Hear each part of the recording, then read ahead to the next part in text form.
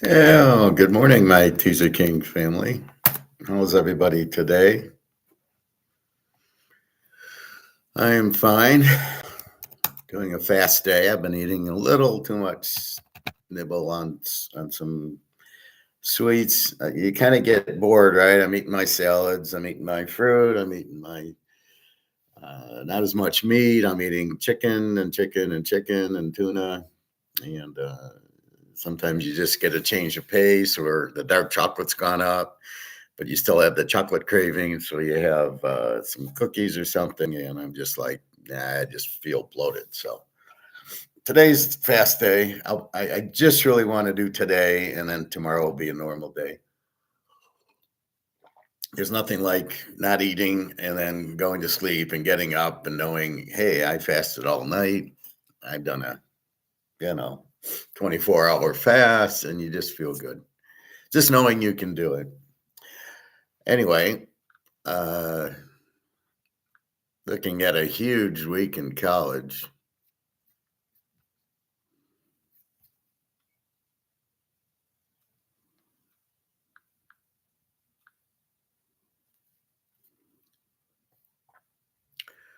Looks like a big week. Again, so remembered why you hired me. I was watching a movie.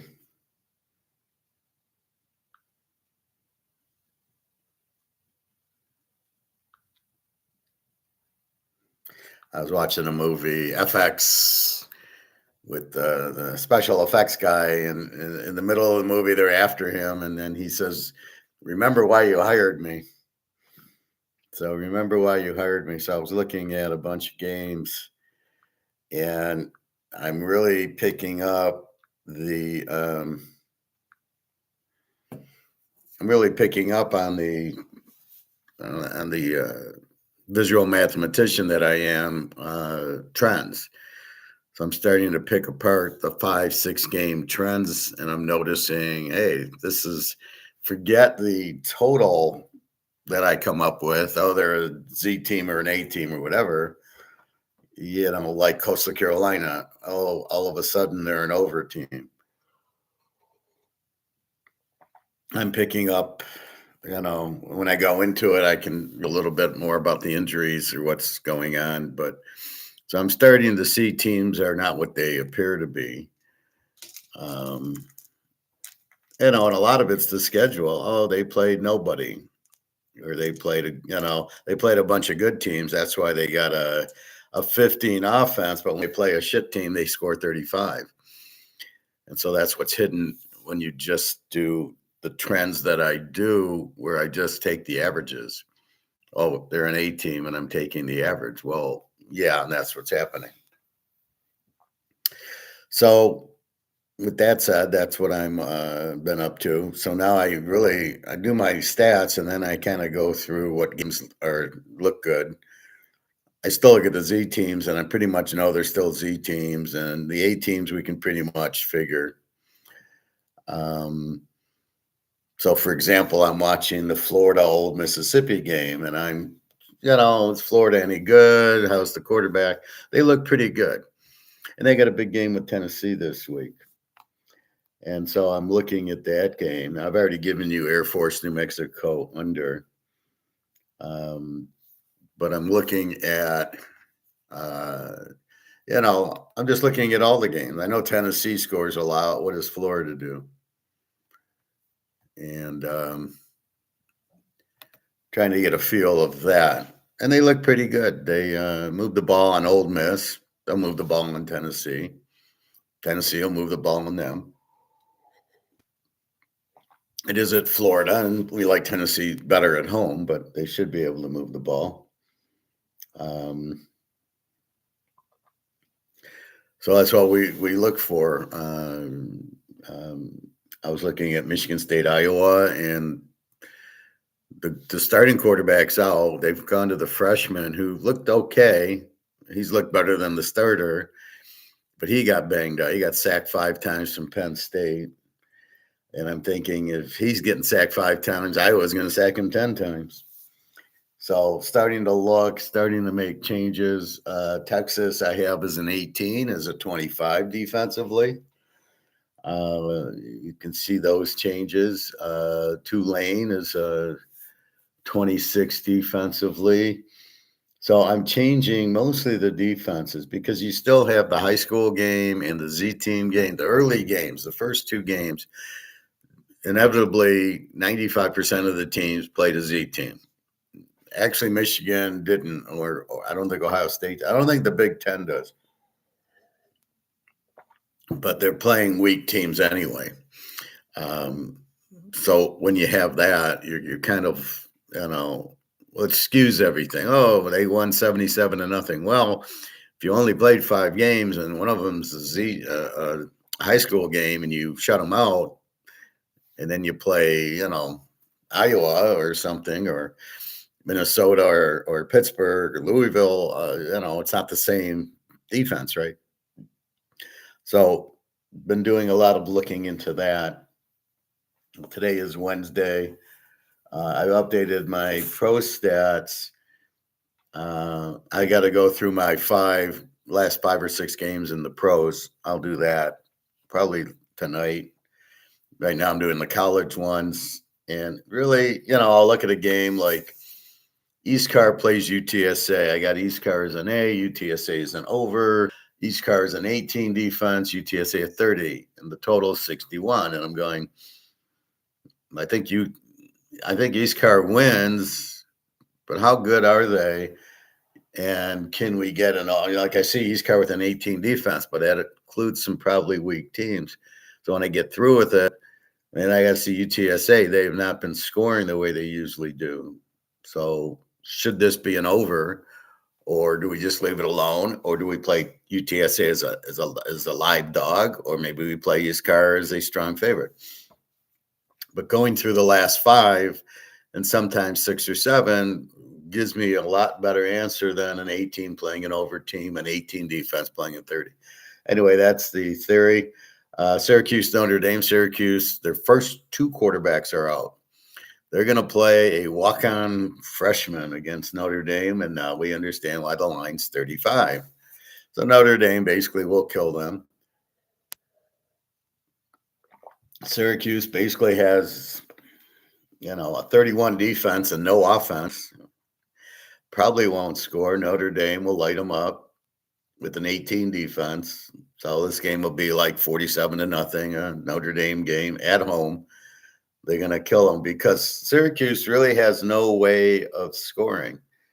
You go to a walk-on freshman quarterback who's never played before. So we're scared of 35 points. We don't like to lay it, but we know Notre Dame. We know Jesus will be there, and everybody else will be in the crowd watching, the Pope and everybody else, Lou Holtz. And they get excited at home and they pile it on, and it probably is the last home game for Notre Dame because we're getting to the end of there's this week and next week, and basically most of it is done after next week. And so we have, I believe, Michigan, Ohio State, and things like that.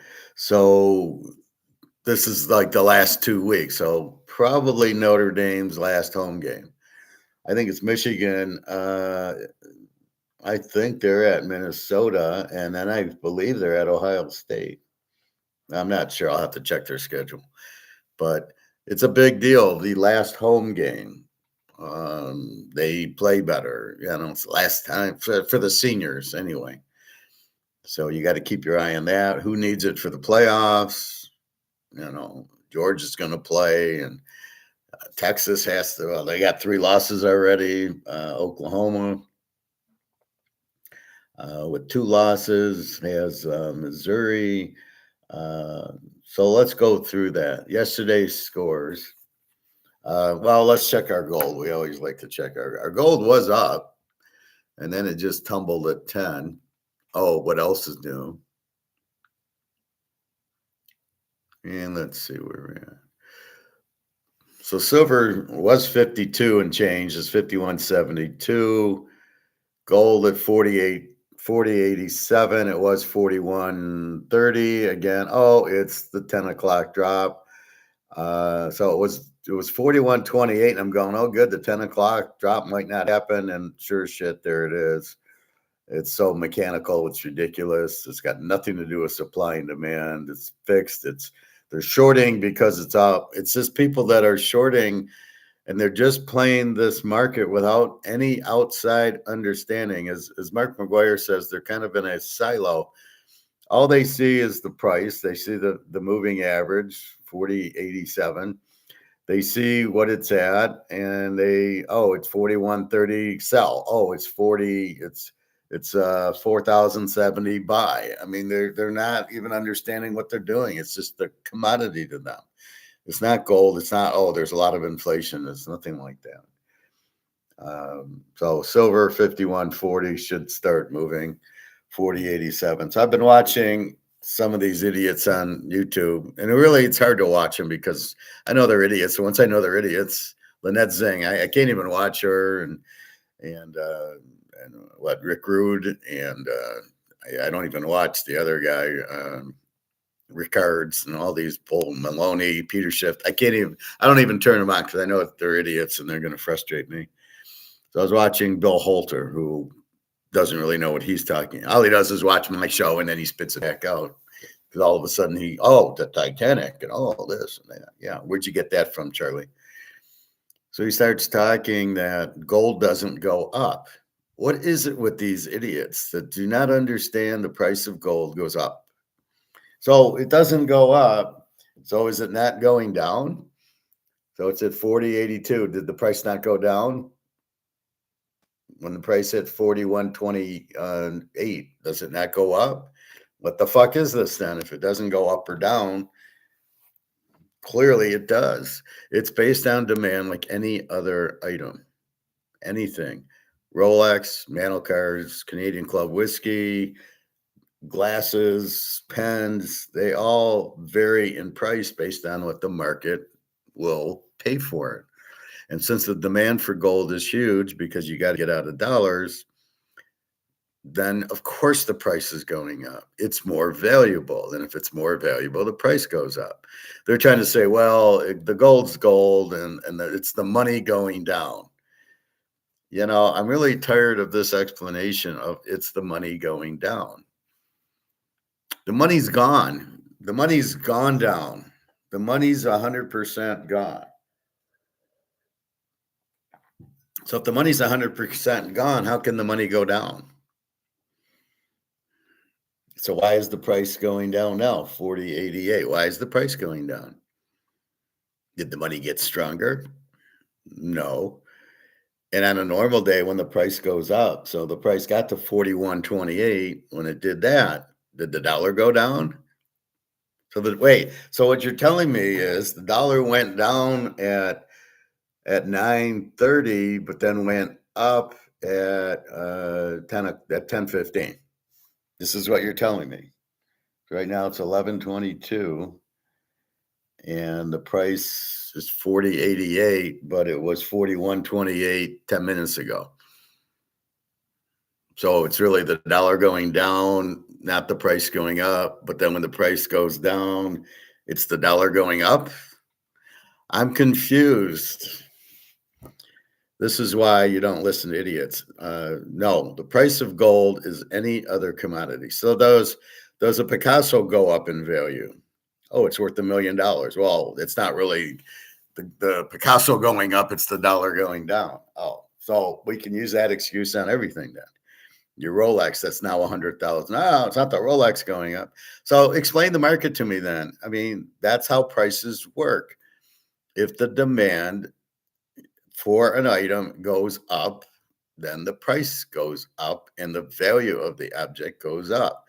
So I don't know what you're talking about with the gold price not going up. It's just the dollar going down, but the value of the gold has gone up. I can now trade it in for $4,000. Oh, well, the dollar's lost value, so you need more dollars to buy. Well, that's also one of my things. That's what I first explained 3-4 years ago. It's at $35 an ounce. The gold hasn't changed, but it takes more dollars to buy the gold. However, well, what I meant with that is it's still 1 ounce of gold. It's not 2 ounces or 3 ounces. And yes, the ounce of gold, it does take more dollars to buy it, but it is why does it take more dollars to buy it? Why was it 35 and then now it's at 4,090? Why is it moving from 4,128 to 4,088 to 4,090? So they misinterpreted. An ounce of gold is still an ounce of gold. And it used to take $35 and you've inflated it. It takes more dollars to buy the same ounce of gold.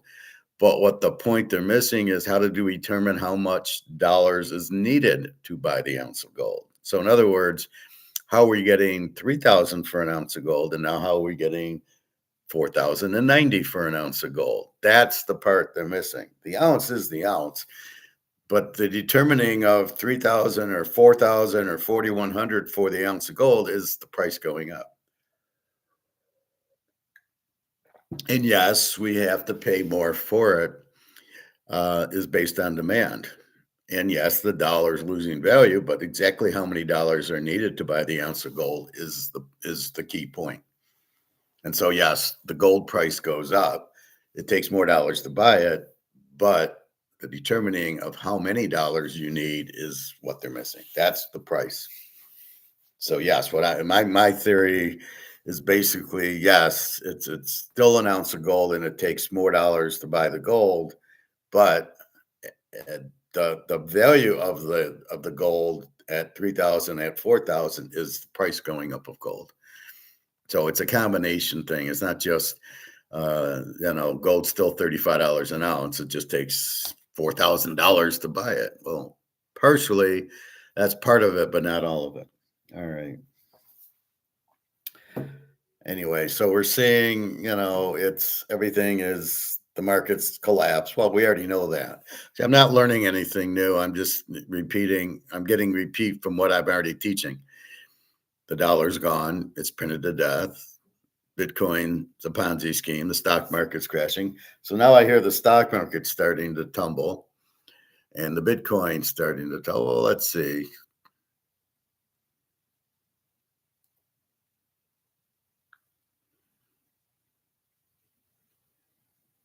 All right, so the stocks are down to 45. They were 47, 48,000, 45,000. It's still a joke. This should be about 10,000 right now. But they'll just keep printing money to keep it going anyway.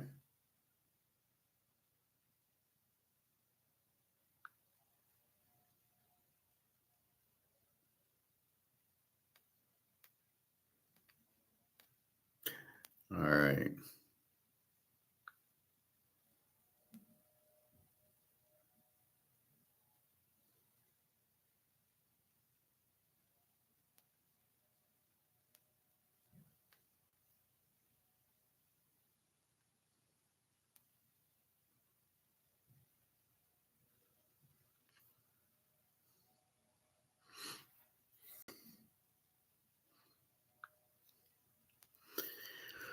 So that's partial of the economics. Let's get into our gold again, or into our football. Huge week last week, and I'll have a huge week this week. As I said,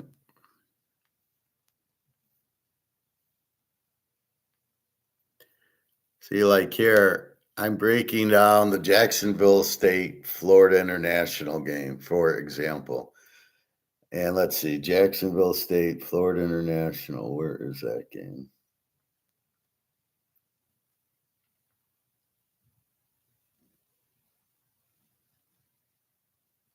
Well, it's here somewhere. Florida Atlantic. Okay. So I got Jacksonville State's a 1.5 point favorite, 56, and they're both over teams. So let's see if that Jacksonville State 150. Okay, so the line's the same. We've got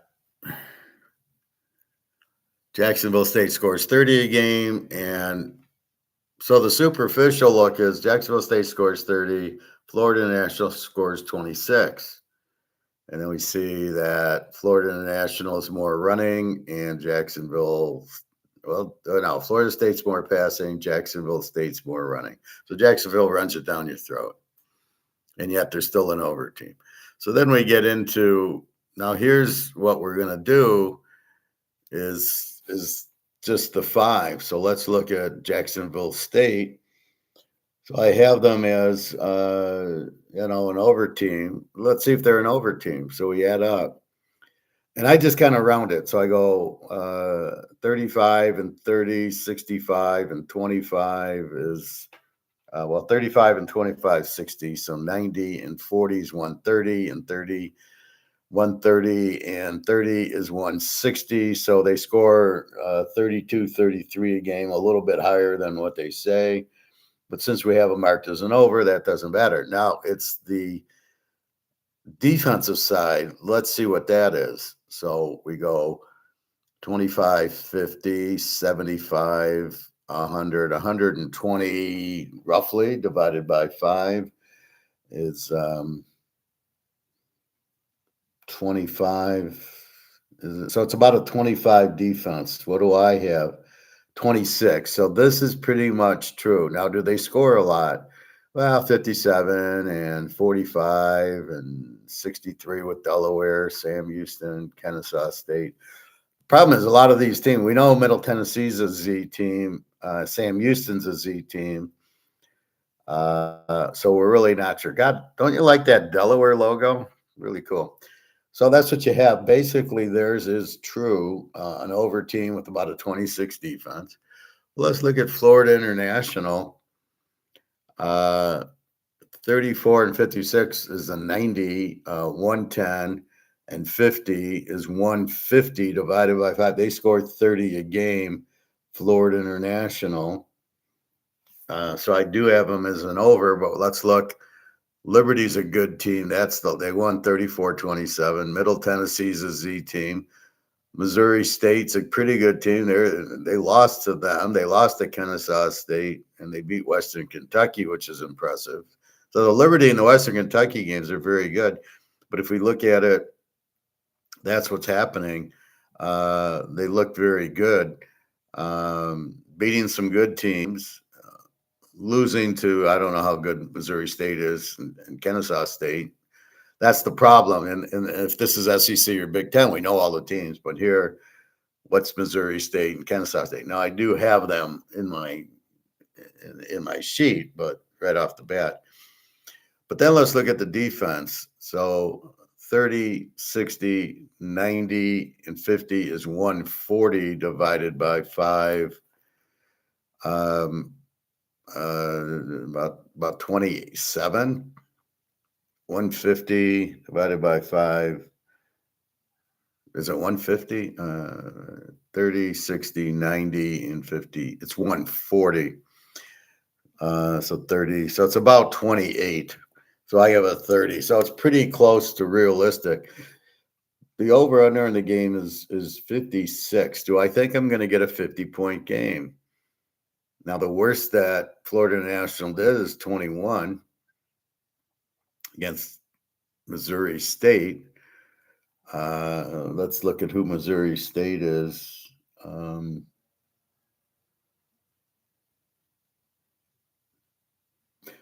Missouri State's an E team with the 25 defense. So surprisingly, they only scored 21.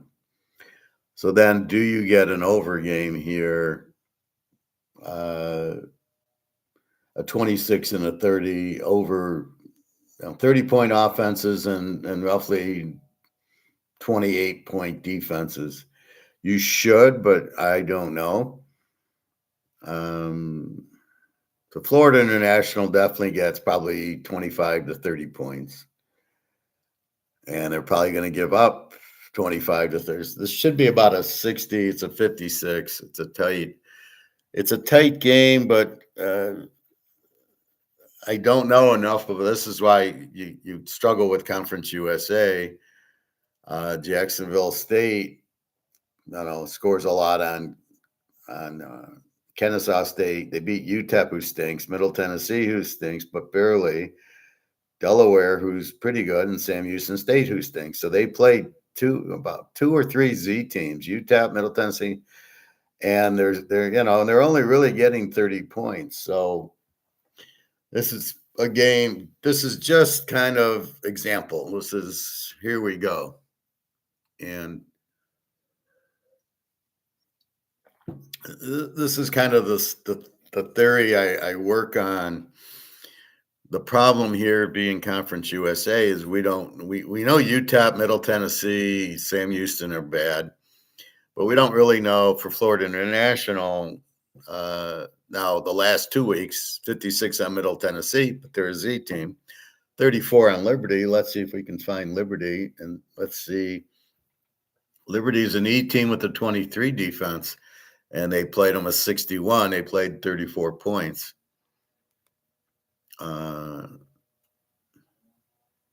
Kennesaw State's a 22 defense.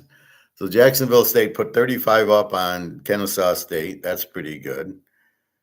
Florida National 26 on Kennesaw State. And beating Liberty is pretty good. They're a 23 deep. They're an E team, 20. So they scored 25, give up 25.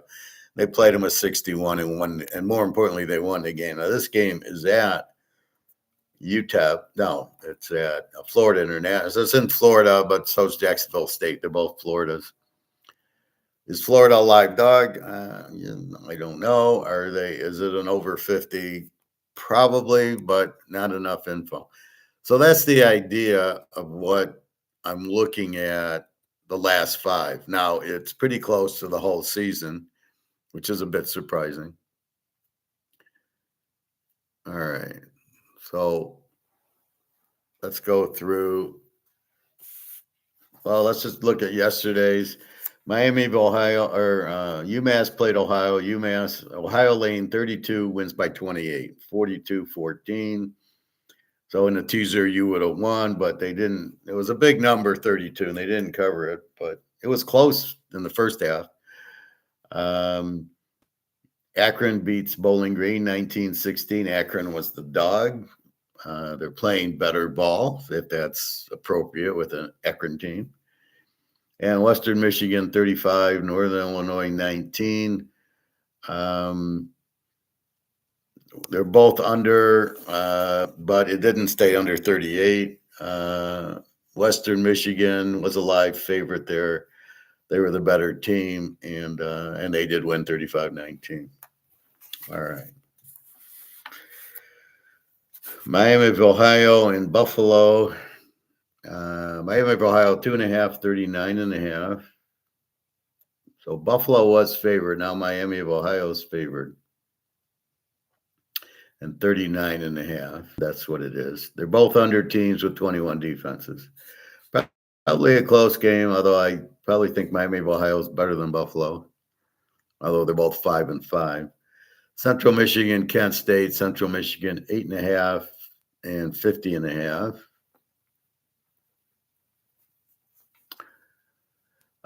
Central an E team, 23 defense, and now Kent State is the Z team with the 34. So Central should be live here playing the Z team.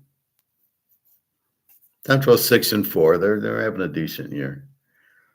Tomorrow, Lou Lafayette, Arkansas State. Arkansas State 2.5, 53.5.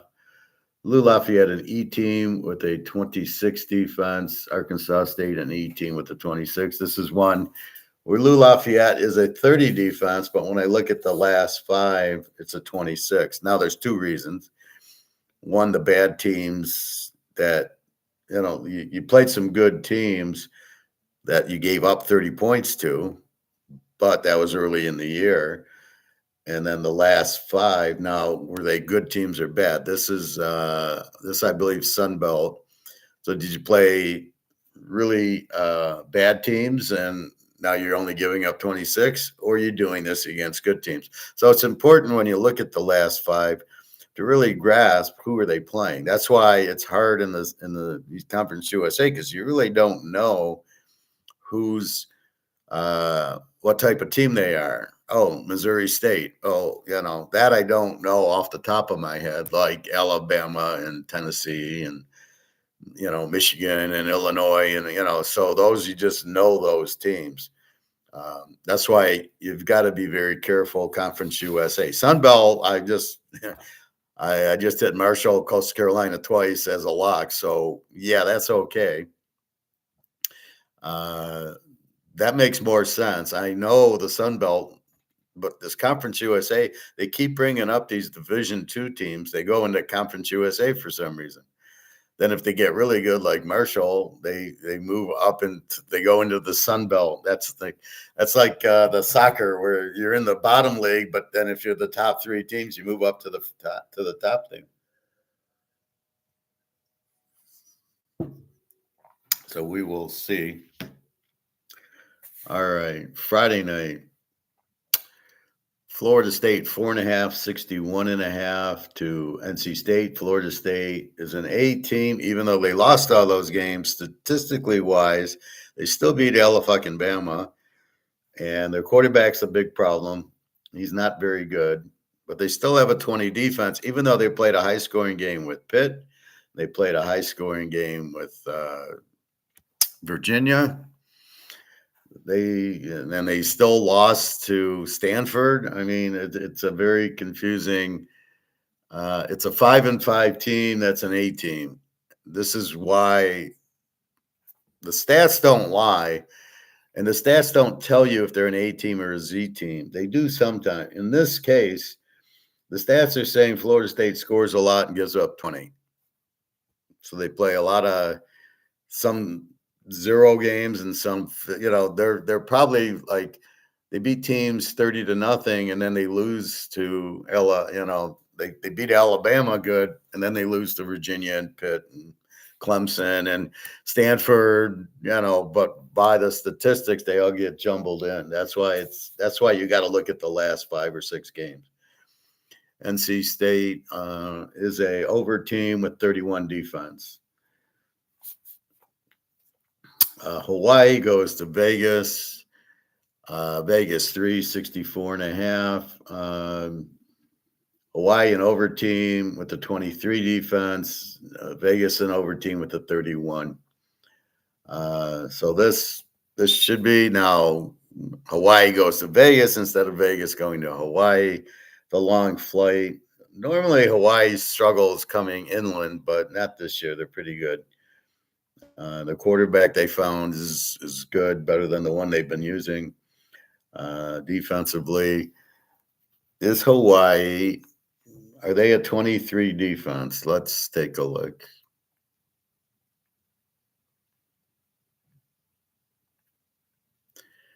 Hawaii, last 5 defense, 38-6 over San Diego State. They gave up 45 to San Jose State, 19 to Colorado State, 26 to Utah State, 35 to Air Force. So let's see, 35 and 25 is 60, and 20 is 80, and 40 is 1, and 50. So 130 points they give up, divided by 5,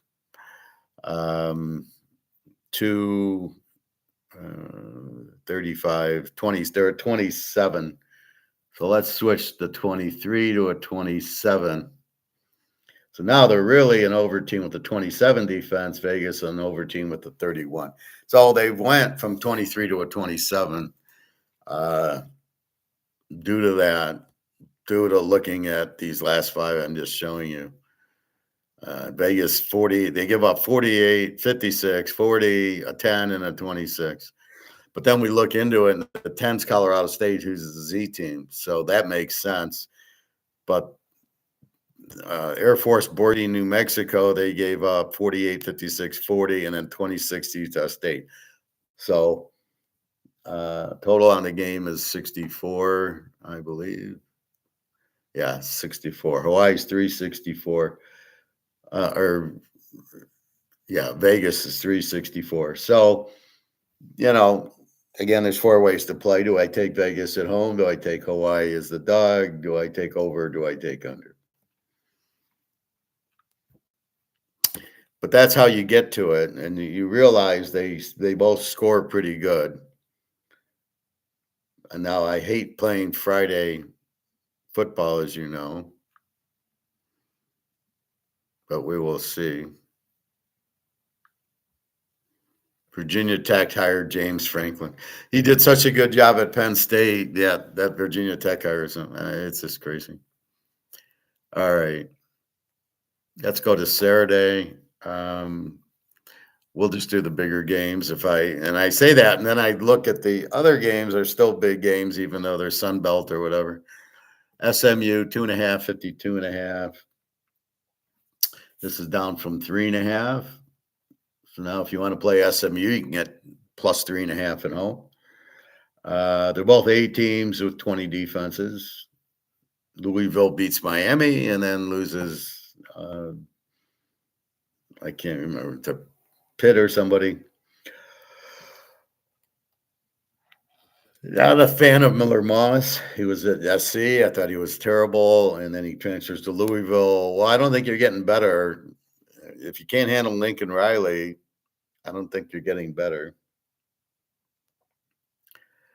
Rutgers, Ohio State 31.5, 55.5. Footnote in this game, the great wide receiver was Smith, the young one, and the other wide receiver are both questionable in this game.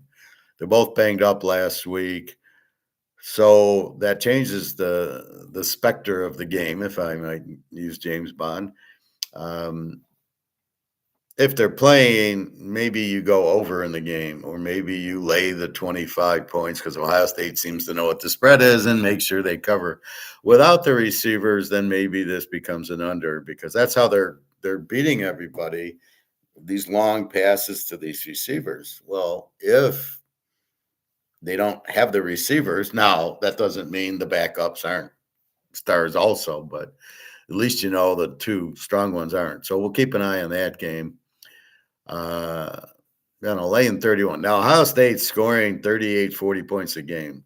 I mean, they're just every game, just after that Texas game. So it's a little skewed. The Texas game skewing them a little, but I call them now an 8. Rutgers a 30 defense, an over team, and Ohio State an A team with the 7.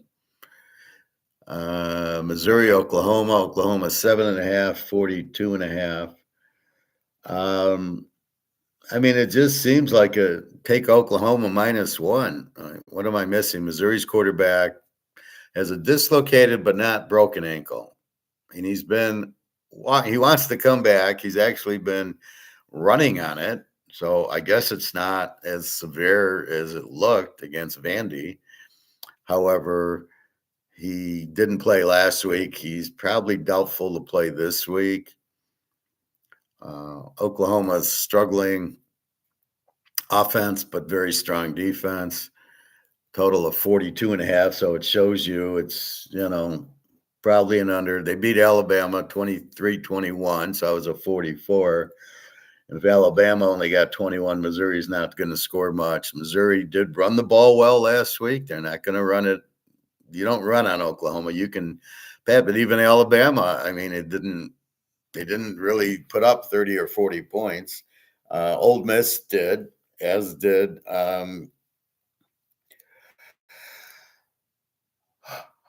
Ole Miss put up a lot, as did Tennessee, put up a lot on them. Not a lot, but in the 30s. I just don't see Missouri doing that with their backup quarterback, and I don't see the running back only against this defense. If they were playing a weaker defense, okay, Missouri. The running back gained 300 yards last week. That's some serious shit. He must be, superstar. But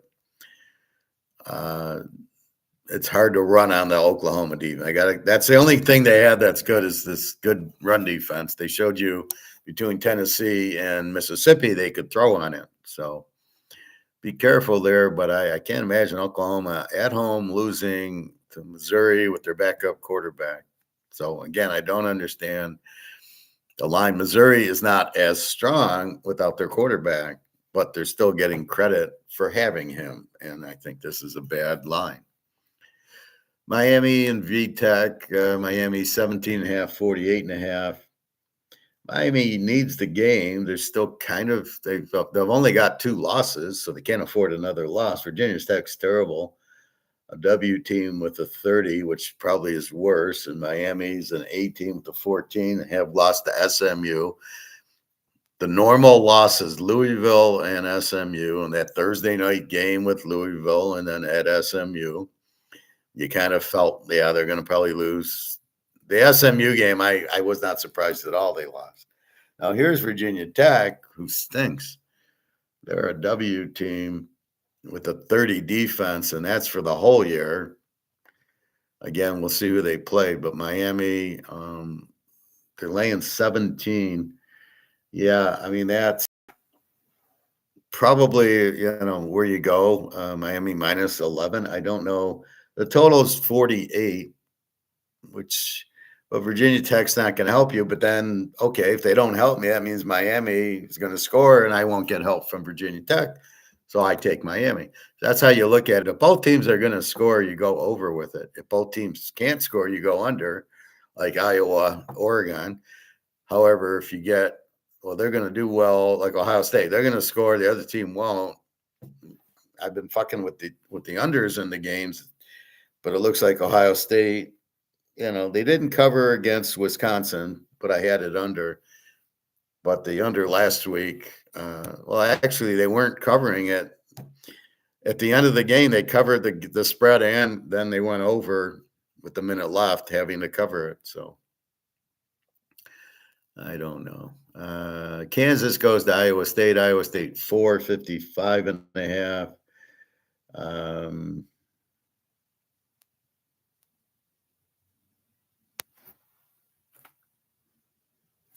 It's down here.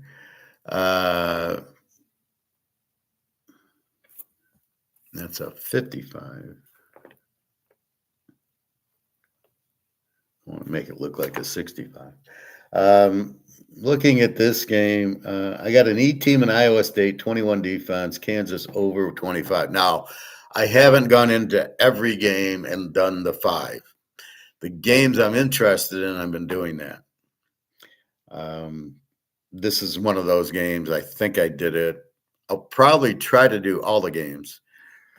A lot of them are probably okay. They probably haven't moved. Once in a while, they'll move like 2 points. It's a 30 defense. It's really a 32 or 33, or mostly it's when they're a 20 defense. Because like the high school game, who was that? Texas, Oklahoma. Tulane went from 20 to 26. Texas went from 18 to 25. So Texas, it was an 18 defense. They played Ohio State in the high school team, but the last 5 they're playing Georgia and Vandy and some pretty good teams, and they're giving up. They're not a zero defense. Anyway, when we get to that, but so I will note in the changes. We did that with Air Force. They were at 32 down to 20 because of the last 4 or 5 games. They've changed. They're now playing Army Navy football, but Vegas hasn't caught on. They're still a 57 point. I don't care that they're a home dog. What I do care about is the total at 57. Last week was 60 something. So we see them at a 57 because their defense is not 32, but Vegas still thinks it is. It's a 20, but we'll get to there. So Kansas, I like Kansas as a live dog. I got a great quarterback and the other Jalen Daniels. Very similar. He runs but he can throw very well. He didn't throw very well in the beginning, and he kept getting hurt. Now he throws very well. Iowa State, just disappointing year with them. 21 defense, Kansas 25. I think it's a dog game. I think you go dog over 55, probably an over. We'll see. Georgia, Charlotte, Georgia 43.5, 53.5. And I have the feeling that Georgia's going to kill them. We had East Carolina against Charlotte laying 26 down to 20, and they won 48. They won 48-20. They won by, I think, 26. It was like 48-22. So they're giving up 48 to East Car. Here comes Georgia, who just put up 35 on Texas. And I think Texas has secondary problems, right? Vandy lit them up, and I don't know if it was Ole Miss or Tennessee lit them up. But here you got Charlotte, who's a Z team, right? So basically, they don't score and they give up 37 a game. So Georgia, I got a feeling, is just going to come out and just rock because they're number 4 in the country and they want to get up. So a nice 60-0 shellacking should move Georgia up into the 1 or 2 slot. I think for a team like Georgia, that's what they want. They lost to Alabama, and they kick the field goal, then maybe they win. And Georgia here, 43. So again, we always struggle with, will the coach pull the players in the fourth quarter? And then the question is, how good is Georgia's backup quarterback, which I don't think we've seen. So you give Georgia 3 quarters and see if they score 60 points. And I have a nasty feeling this is a gut. This is, 10 million years of gut instinct by me saying that I just think they're going to put up a 60 here. And they're going to kill them. They're going to kill them. They're going to kill them, as Herman Munster would say. I just think it's just too much. 43, we go down to 37. I don't think Charlotte's going to score on them, though. I think they'll pressure them. And the second and third string Georgia defense is still better than most teams. And the question is their backup quarterback. I think they'll throw because after what happened last year in the playoff game when they lost back and they brought in this guy, he hadn't played. So he struggled a little bit. Well, he still beat Texas, right? And then he lost to whoever Georgia played in the next game. But I think they want to make sure the backup has seen some snaps. So I think the backup comes in. I think he's going to throw the ball. I don't think they're going to rely on that. But that's going to be after they got 50. So I don't know. I'm going to call 63-0 here for Georgia. Roll Tide, roll Georgia. Georgia's my bitch, so I got to bet them. The total of 54. Do we go over? Say, we're not getting help from Charlotte. This is all Georgia. This is Georgia. Will Georgia's get us 54 points? And the answer is, what they do, they're going to cover the 43. And in our world, it's 37. So if they do, because Charlotte's not going to score in this game. Okay. All right. Old D, Georgia Southern. I've been looking at this game, wondering, what do I do with it? Where is it? It's out of order. Old D, a B team with the 21 defense. Georgia Southern to scores a ton. An over team with the 34. So even if I adjust Old D to a 23, it doesn't really matter.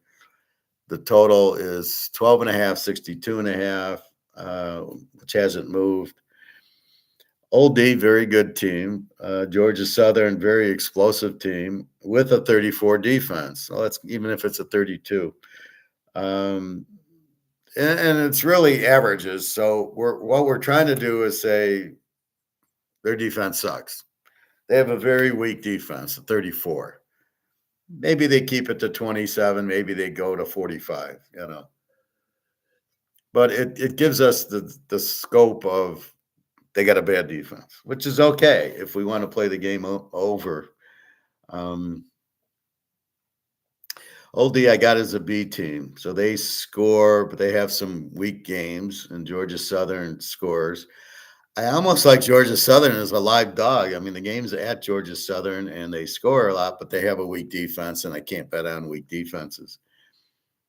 So then Old Dominion won 33-0 last, I think it was Thursday or Friday, and that was against Old D. That was against Troy, 33-0.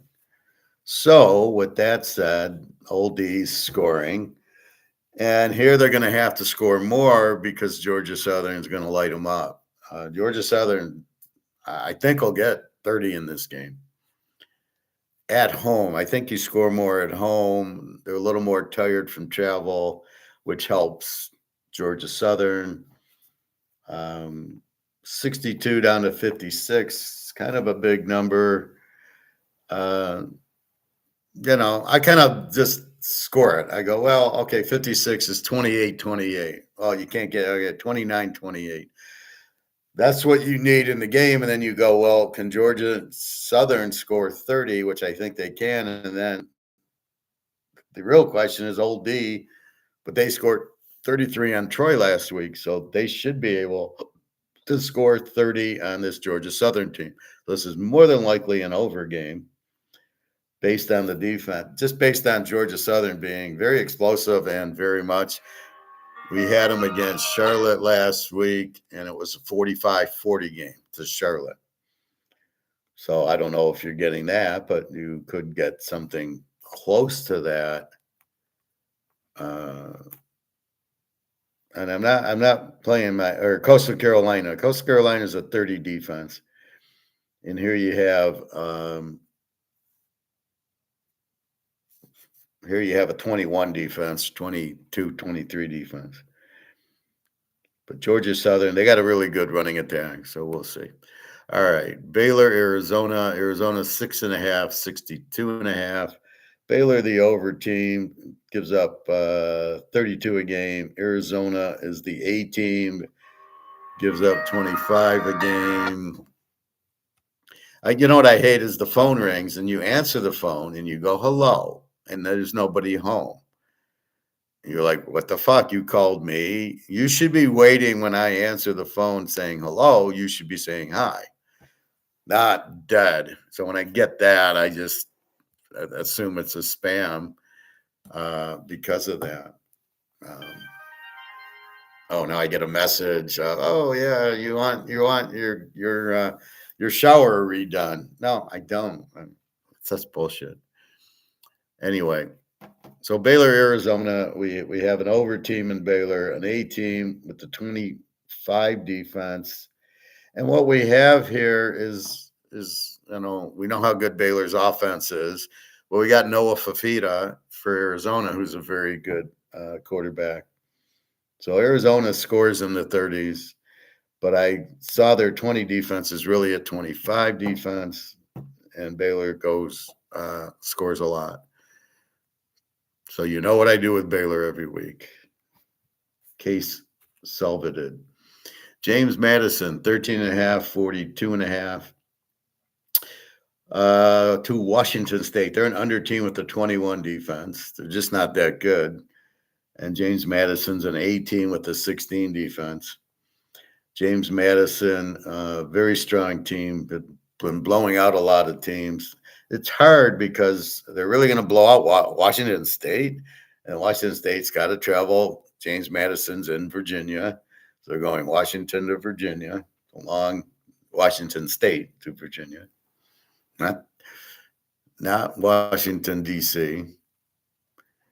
Mercer's got Auburn this week. Tough game for Auburn. Marshall and App State. Let's see. We've been betting Marshall a lot and winning. And do we bet them again? Marshall's minus 4.5. Oh, this line jumped. This was 3. Now 4.5. 54.5. So the total stayed, but the line jumped from 3 to 4.5. I did look at this game. So we got Marshall an over team with the 31 defense, and App State is a W with a 30 defense. So that right away would tell you to take Marshall because they're on the road. They're going to score a lot on App State's 30 defense, but App State doesn't have the offense to score a lot on Marshall if you play the odds, which of course we do. So I don't know here. Marshall, let's take a look. I think I did take a look at this game, but I haven't made any changes.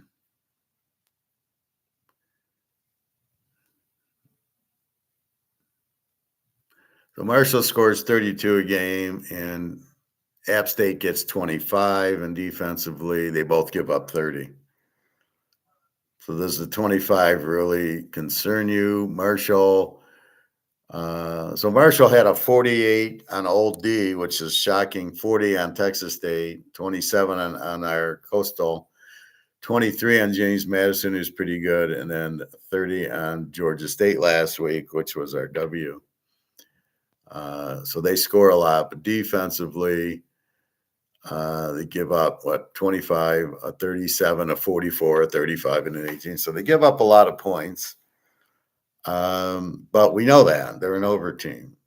So then we look at App State, 41 on Georgia State, 37 on my Coastal team, 21 on Old D, Georgia Southern 23, and 10 on James Madison. Now, here's what bothers me about Georgia Southern. They won 25-20. It was only a 48. So if you're looking at the over, like, where did the over go? But App State doesn't score a lot and has a little bit better defense. But last week, James Madison beat them 58-10. So you've got a 45, a 58, and a 20, a 24, and a 25. So throw out the Georgia State, because they're a Z team. And Old D, Georgia Southern, James Madison, Coastal, 4 pretty good teams. So if we take the 4 and we look at 45 and 24, 25 is 70, or we can go 50, and 45 is 95, and then add 60 to it. 155 divided by 4. Yeah, they're giving up 30-some points a game, App State. So if we recalibrate it, App State is a 30 defense. But when we look at their offense, throughout the Georgia State game, it's a Z team. They got 37. So it's 20, 40, 50, and 40. It's 90 divided by 4. It's about 24 a game.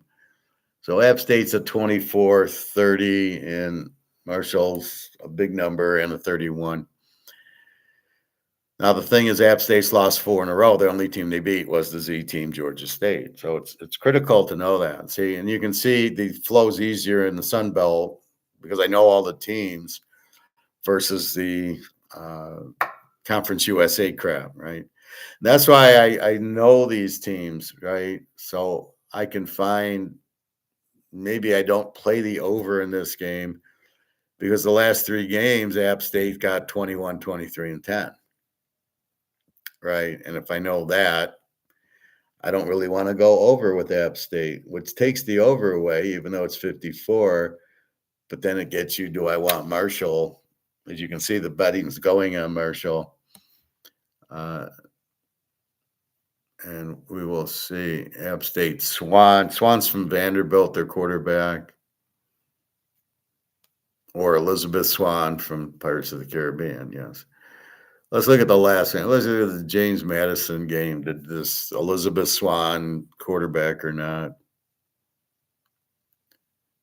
James Madison extends winning streak to 8 games with 58-10 win over App State. James Madison, very good team. They're the 8 team. And App State, Swan was 8 of 28. Cole, 6 of 8. 8 of 28 for 64 yards and a pick. Running, no offense. So they're a pretty weak team. Let's look at James Madison. Barnett, yep, I've heard 22 of 35, 300 yards, and 1 interception, and a little bit of running. That's where you get the flavor of the quarterback. You see Swan. Now, James Madison, if we look at Jimmy Madison, they got a 16 defense, so that kind of explains a little bit. So here with App State, you're going to get a 31 defense. He should have a better day. That's why it's important to note the defenses. If you got a really strong defense, like Toledo, they're playing Ball State. They got a 13 defense. Ball State's a Z team. They're not going to score on this defense. However, if they're playing Nevada, they got a 28 defense. So it's your offense looks better playing the 30 defense, as I bring up in the Detroit Lions. They play Chicago, they put up 50 points. They play Washington, they put up 50 points.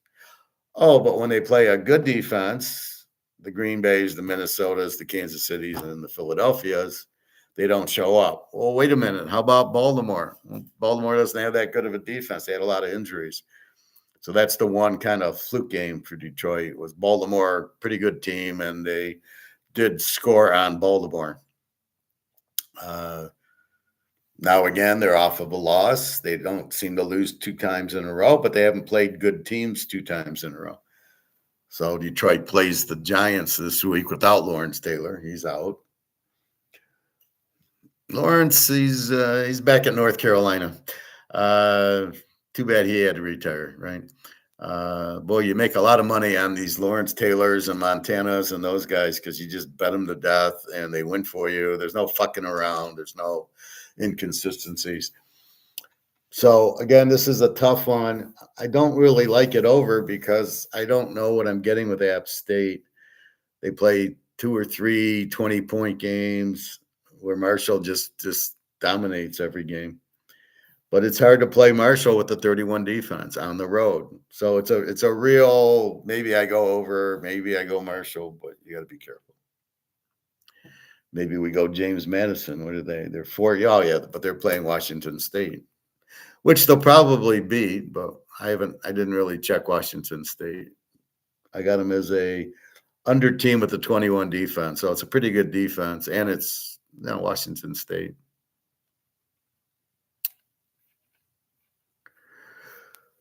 All right, we've got UConn against Florida Atlantic. UConn is 7-66. UConn, a B team, 24 defense. Florida Atlantic, an over team with the 34. So if Florida Atlantic were playing Georgia Southern, this would be an easy over. You need both teams to score to get the over. How many times have we seen like Oregon go up 40-0, and then they're all done scoring. They just run the clock out and they don't get the over. So you've got to have both teams able to score. So UConn is 7-66. It's a big number, 66. UConn's 24 defense. They could shut it down a little bit. They have a good quarterback. Florida Atlantic with the 30. So I could see UConn winning this game against this 34 defense. But over, it's a 66. It's a high number. South Florida and UAB. God knows where is that game.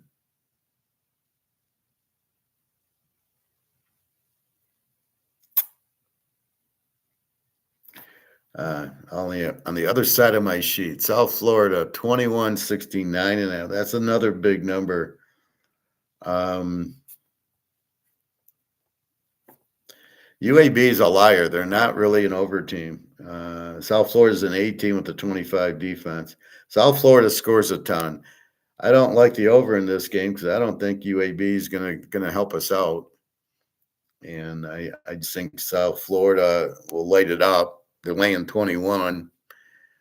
We'd have that. I would go there versus going the over because UAB is not going to give us help. Syracuse, Notre Dame, as I said, Notre Dame 35.5, 50.5. And what you're dealing with is the walk-on third-string quarterback for Syracuse with the 31 defense against the A-team Notre Dame. A must win. They're 8-2. They've got their 2 losses. They can't lose to Syracuse. It's at home. Like I said, Jesus will be there. Everybody was showing up. And you're laying 35. You got an 18 with an 18 defense. You're not going to get help from Syracuse. Don't even go there. So you got big problems there. Walk-on quarterback, really. So it's going to be a shutout. So you got to either take Notre Dame or it's too many points. But knowing the way Notre Dame runs it up at home, let's see if it's the last home game. So I can go in here and I can look at the schedule. Right. I can go view all Notre Dame. And yes, this is the last home game. Syracuse, Notre Dame. The next week they're at Stanford. So they're going to kill them, is an understatement.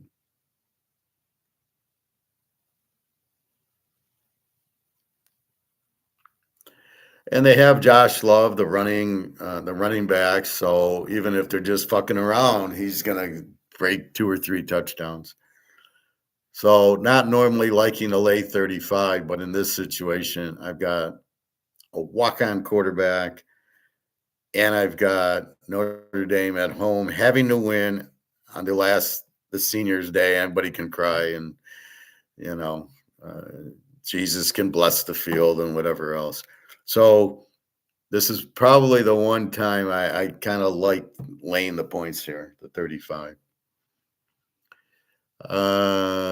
Arkansas, Texas 9.5, 57.5. Again, this is a lie. Arkansas is an over team with the 32 defense, but Texas is more of a B team, but it's not an 18 defense. Liar, liar. It's a 25 because they beat some high school team. And they played Ohio State 14-7 week one, and beat a high school team like 35-0. So you think they have a good defense until they get to Vandy beats them, Georgia beats them, and I believe Tennessee puts up a lot of points. So they've given up a lot of points. We had them over with Georgia, which I would never do. I would never play a Georgia game over until last week. And I played them over, and they got me the over. 35-10. They got 45. I needed 41 or 2. Very unusual, but it worked. And again, here you're playing Arkansas, a team that scores 40 a game and gives up 32. I'm not going to fuck with their defense. I know it's pretty bad. Now, we look at the Arkansas A&M game, 42-40. Arkansas played Notre Dame, and Notre Dame put up a 50 on them, and they only scored 13 there. But Arkansas has played some high scoring game. You know, the A&M game really comes in because they're pretty good defense. Texas, they're not a pretty good defense. Okay. Yeah, they beat Oklahoma 23-6. Arch Manning, okay, he's starting to get better, but Arkansas is going to light them up because they have a very good offense. The quarterback's okay. They have a very good offense. They score a lot, good offensive coach. So, you got 56. You need 50 in this game. We saw Texas Vanderbilt 35-31 or something like that. It was a 66. Now, again, that's Daggio, but, they can score, but their secondary. Georgia lit them up last week. Ole Miss lit them up. Or no, they lit up Oklahoma, Tennessee, some other team lit up. I think maybe Ole Miss. Now I got to see who the hell lit them up. Jesus Christ.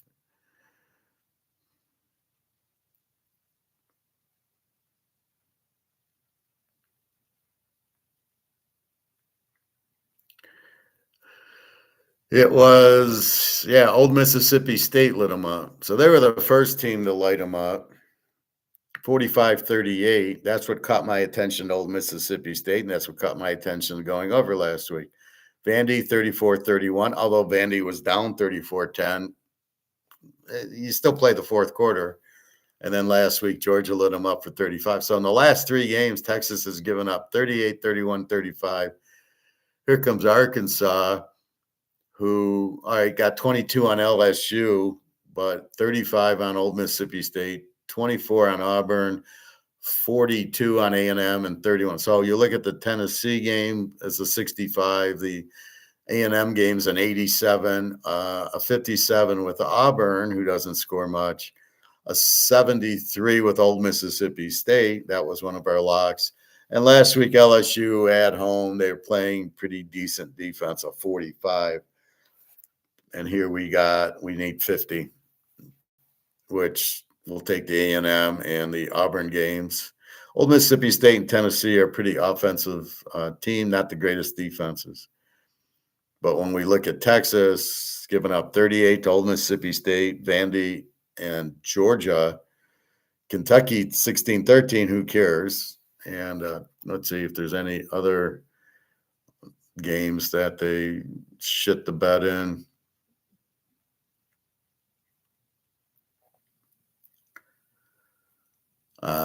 See, here's where it gets skewed. They lose to Ohio State 14-7, and then San Jose State 38-7.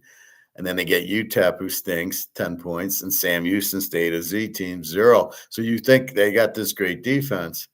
Here it is. Then Florida puts up 29 on them. Florida plays them a 29-21, a 50. That's all we need here. And then you have Oklahoma game 23-6. The quarterback was hurt. Kentucky, but then Old Mississippi State, Texas, Georgia, they're giving up 30 off of the loss.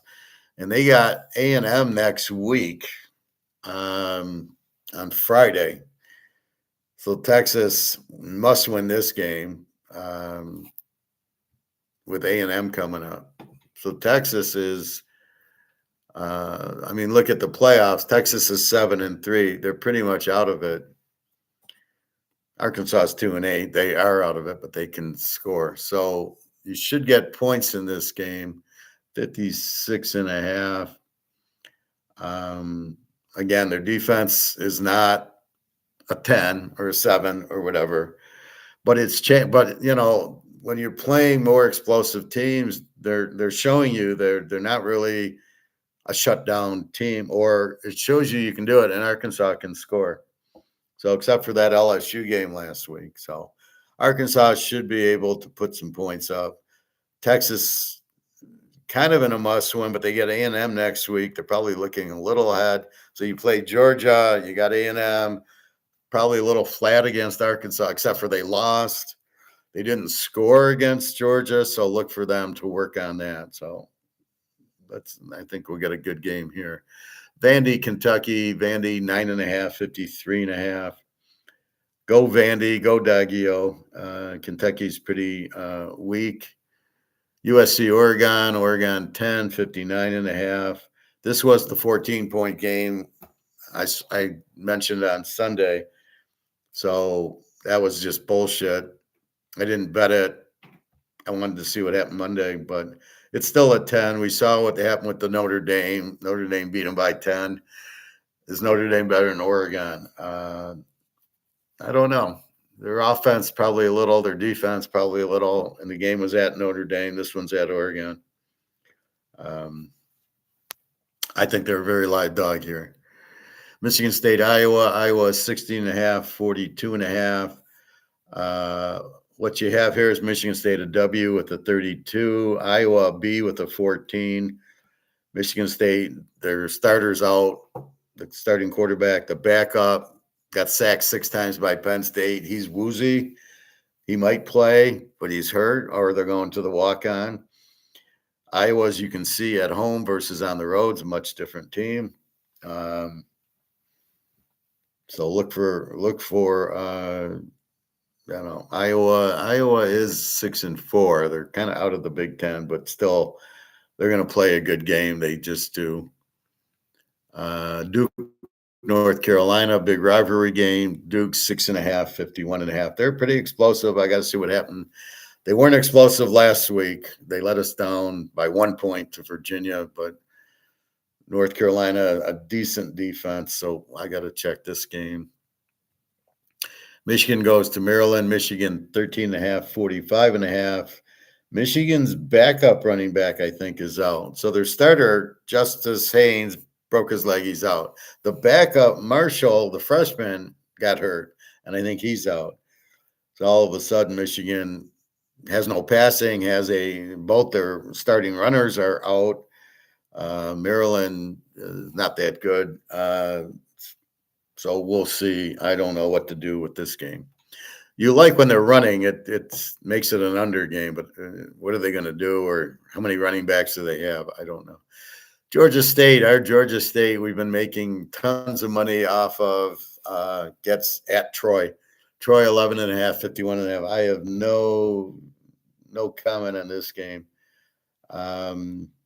Troy's an E team with the 25 defense. We know Georgia State's a Z with the 40. I don't like Troy enough to cover here. They probably will, but I don't like them. Kansas State goes to Utah. Utah 17, 52.5. If I could find, okay. Utah, the A team. Kansas State, the E team. Utah, just powerhouse. Very strong offense, very strong defense. Kansas State, an E team. We'll see. We got to check the K-State Baylor. I think BYU game. I think BYU killed them too.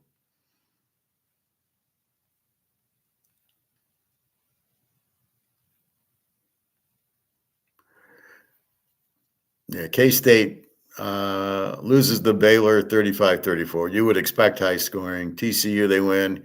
Kansas 42-17. Texas Tech, they put up 20 on. Wow. I don't know what happened last week with Oregon State, 14-6.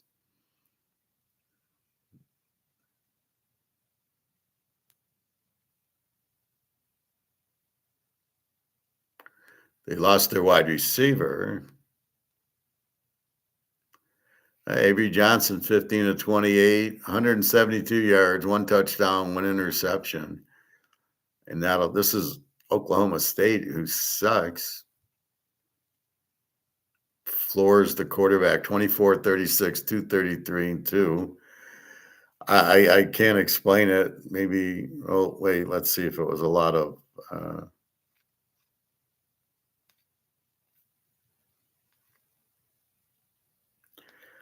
let's go into the drives and see what happened. I mean,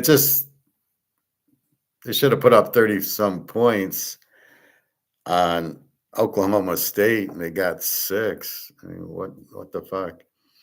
All right, let's go through this. Punt, field goal, punt. Why is Kansas State punting to Oak State so much? But we got to notice, does something change with Oak State? They're forcing K-State to punt. Field goal, more punts, Oak State interception, K-State got a touchdown.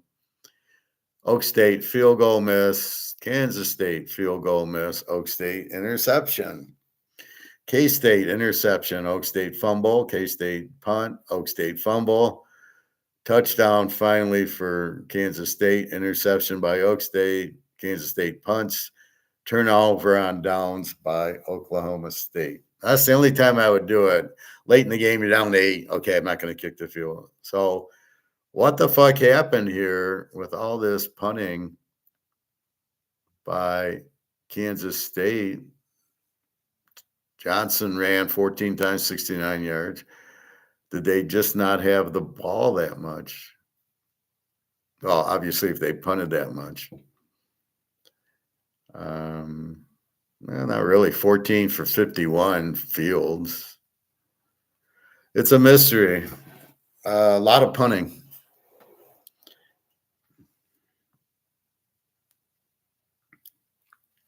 So if they're punting that much to Oak State, what are they going to do against Utah, right? So do you take Utah? Do you take the over? And now I don't know if I take the over. They did put up a lot of points. They put up a lot of points. Maybe it was very windy and they just punted. Again, that was against Oklahoma State, so it could have been wind. This game's at Utah. So we'll see. But that's pathetic. 14 points on Oak State. All right.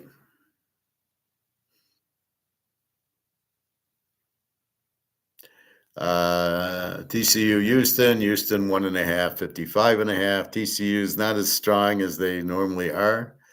Houston's having a nice year, but I don't like their quarterback, and they're not really covering. I don't know how the hell they're 8-2.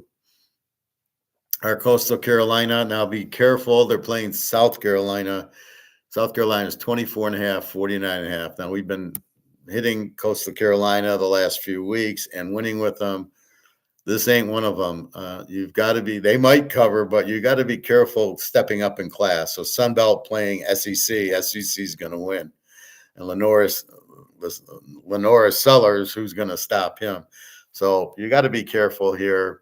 Even though South Carolina's 3-7, they're laying 25. You go, oh, I can get Coastal Carolina third, and it might win, but it's not the game we want. We want them in the Sun Belt. Enough said. Nebraska, Penn State. This used to be a good game. State 9.5, 44.5.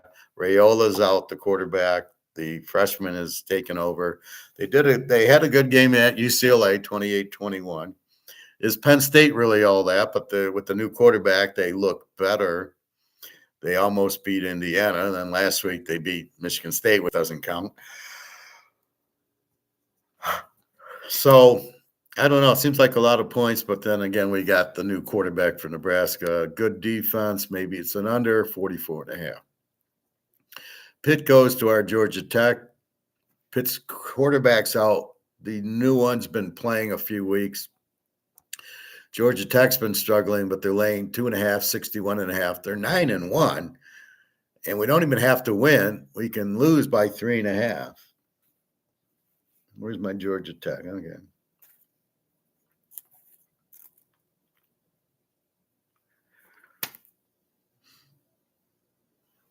So we got to see Pitt's an A team, 23 defense. Georgia Tech's a B, basically with the 24 defense.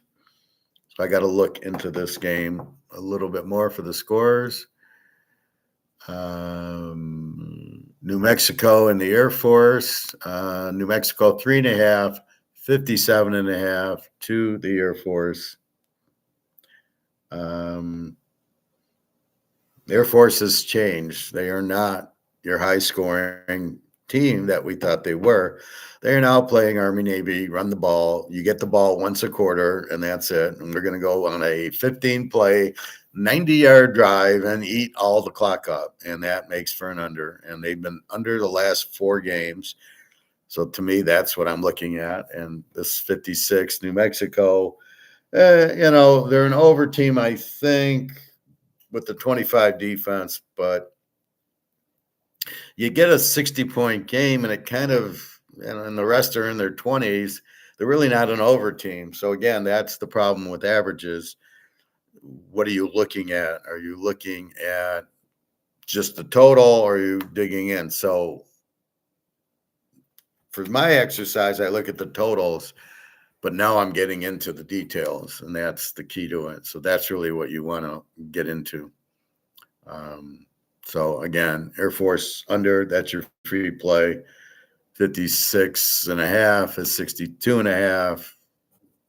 They shouldn't be close to that. North Texas and Rice. North Texas is 18, 55.5. North Texas, very strong, 18, 24 defense. Rice, a W, 27. Rice has played a few good games. This is North Texas. I don't know where they're at in Texas. Rice is near Houston, so should be a good game. North Texas, very explosive. Tennessee, Florida. Tennessee, 4.5, 57.5. Tennessee's just over team, 29 defense. We took them over against Alabama and won 37-20.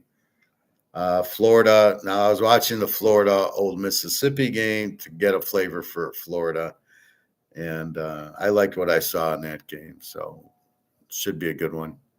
Illinois goes to Wisconsin. Illinois, 7.5. This was 10. Illinois down to 7.5. And 40.5. What news do we have here? So obviously, Illinois got an injury, or Wisconsin got a guy back. Money is coming on the Badgers spread since the lines opened. Wisconsin football. Wisconsin's looked brutally honest on why Illinois is a catalyst. Final home game will be in prime time for Wisconsin. Is it because it's the final home game? Is it maybe because they beat Washington? They have no quarterback. Altmaier, 2,400 yards. Danny O'Neal, 630 yards for the year. Illinois scores 32, Wisconsin 12, and Illinois lets up 23. They both let up 23. So really, Wisconsin beat Washington and then lost to Indy 31-7. Lost to Oregon 21-7. Lost to Ohio State 34-0 and lost to Iowa 30. So look at the schedule they played. Iowa, Ohio State, Oregon, Washington, and Indiana. Jesus Christ, no wonder they're not scoring. They beat Washington 13-10, and that was it. That's because they had a young quarterback, and they only scored 10 points. Illinois loses to Ohio State 34-16, loses at Washington 42-25, beats Rutgers, beats Maryland.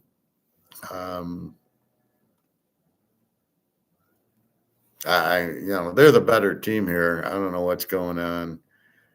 Maybe the spread was too high. It's the last, let's see.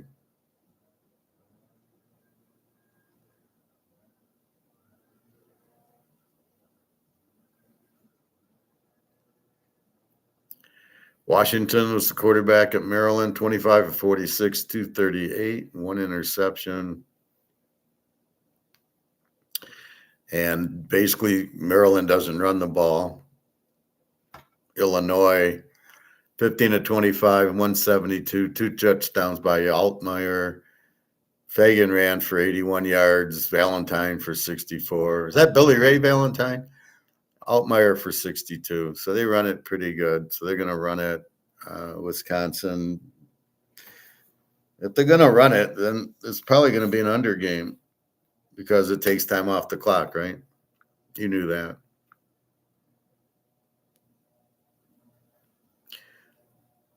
But we watched Wisconsin, Indiana. Let's look at that box score. Indiana's off this week.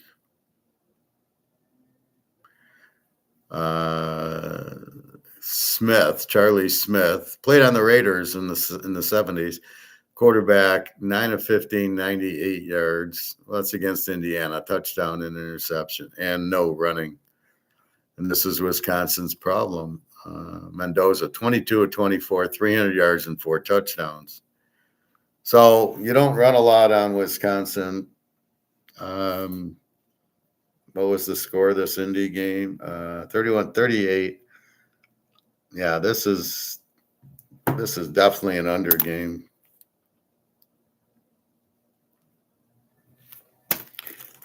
Go under with Wisconsin.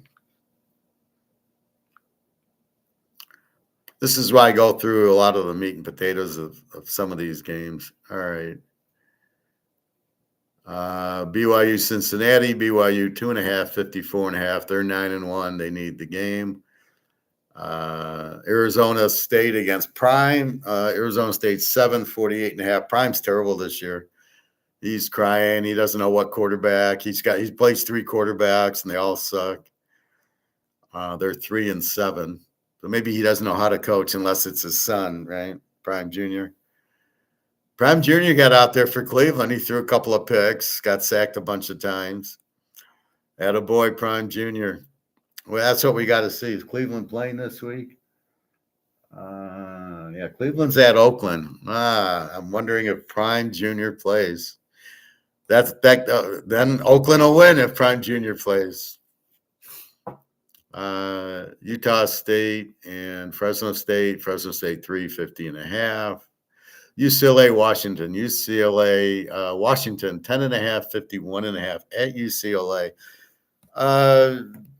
Washington is a team with the 19 defense. UCLA and over with the 32.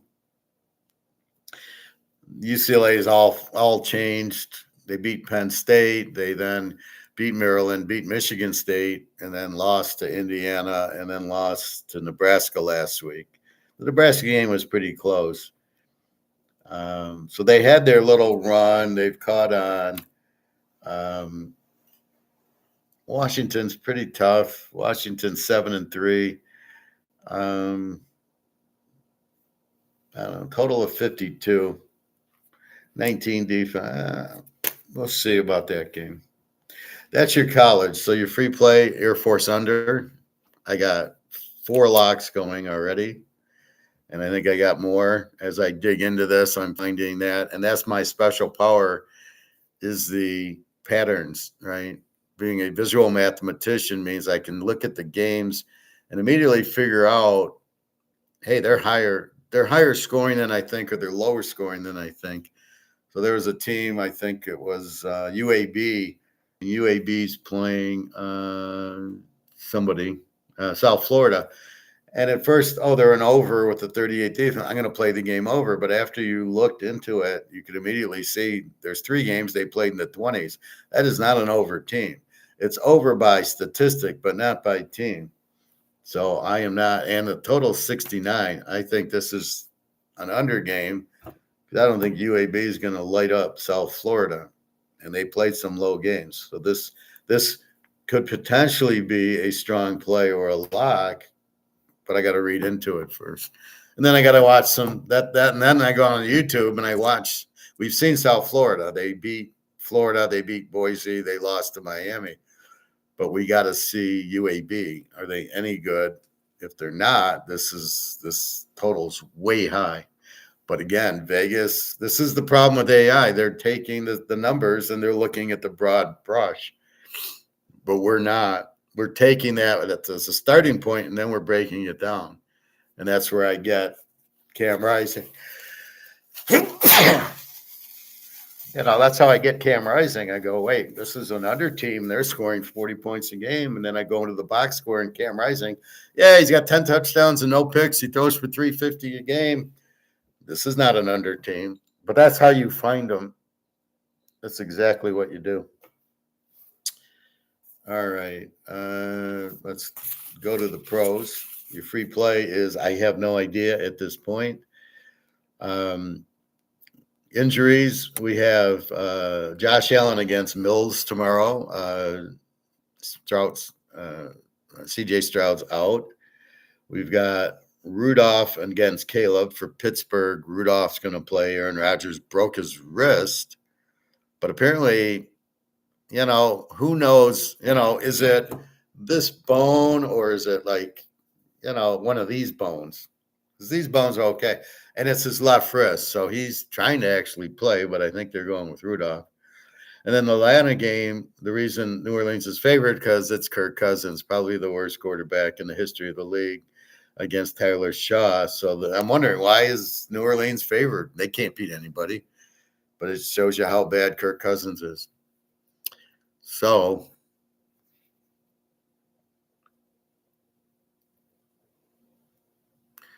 that's what we got. Again, you got 2 MAC teams today.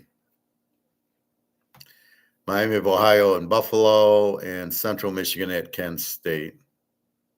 Today's Wednesday already. Okay. Let's go to the NFL. Now, I do have the grades in, and I do have the defenses in. Falcons quarterback, Michael Penix, they have season-ending surgery. That's a shame.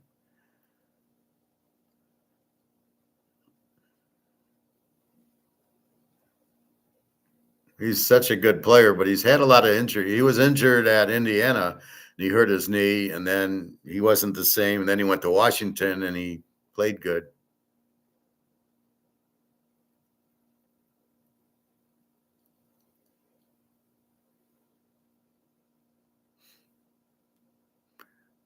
Oh, Prime Jr. names Brown starter with Dylan Gabriel still. Oh, well, we're going to bet Oakland there.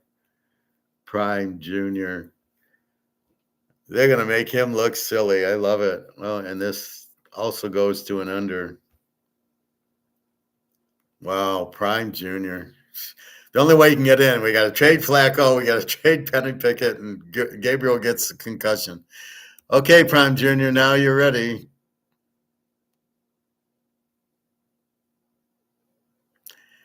Well, he's being named starter because the other guy's got a concussion. CJ Stroud, Mike Tomlin, that's since the Jalen Ramsey after Jamar Chase spit.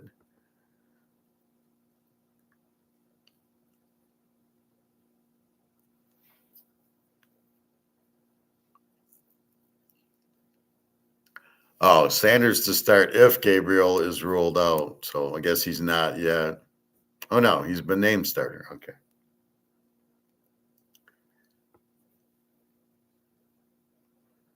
NFL injury tracker.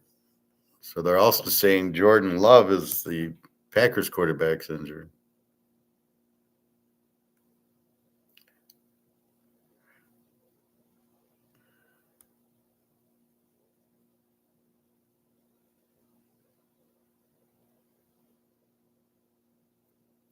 So you got Mason Rudolph for that.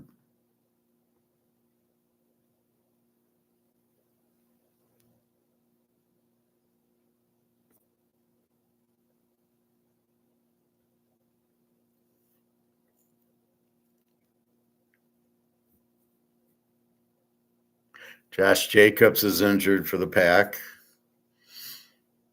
Latest injury, Jordan Love. Love suffered an injury to his non-throwing shoulder on a hard hit from the Giants late in the first half. He spent time in the medical tent before heading back to the locker room while backup Malik Willis. Yeah, I remember that. And then Love came back. So I don't think we don't care about that. We know that's what happened. The question is, I don't need to know what happened to them, just more or less, are they playing?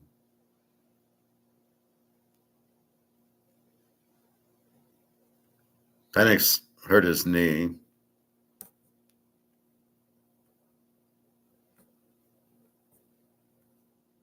Justin Herbert.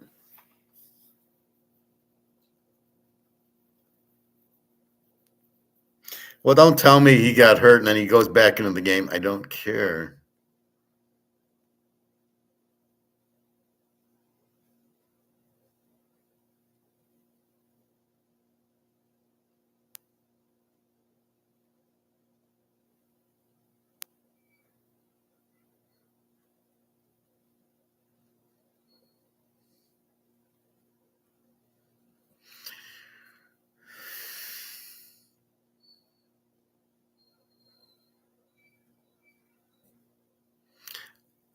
So are the Green Bay's playing Minnesota. What is it? Aaron Rodgers will not need surgery. Wants to play Sunday versus the Bears. If they're playing Minnesota, the fuck are they talking about?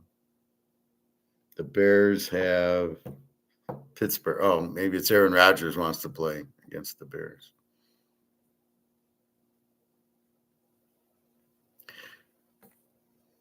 So all you Oakland guys, I think we can actually bet on Oakland this week. They're playing Prime Junior.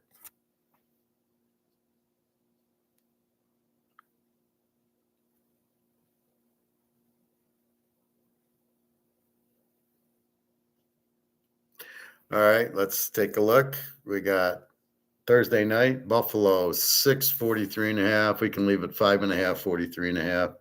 Buffalo B team 23 defense, Houston and under with the 16. Since we watched the games enough, we have a pretty good idea what they are. College, it's hard to watch Coastal Carolina and find out they're an over team now, and we bet them. We know what Buffalo. We watch Buffalo play Tampa or Houston. Mills, he's kind of weak. Buffalo, I think they got a game coming up. I don't know. They got a New England coming up. They're 7-3 again. They have to win, but they had to win the last time when they played to Miami. So I don't think they'll play as bad. But Houston with the killer defense, so you got to be careful here. The JETSs go to Baltimore and play the Colts. Baltimore 13.5, 44.5. John Unitas will not be playing in this game. He's injured. He used to get injured a lot, John Unitas.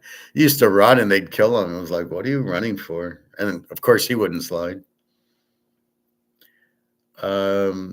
The Jets, the W team, 27 defense. Baltimore, we don't know what they are. Their defense has been going better. It was a 30, a 29. Now it's a 25, which is probably more like a 20 right now. 13.5. They need to win to catch Pittsburgh. There's no wild card for them. Total of 44.5. I don't know. Lamar looked so bad last week. But the Jets, kind of a weak defense. They should have a good day, but I don't like 7.5. Nope. KC 3.5, 50.5.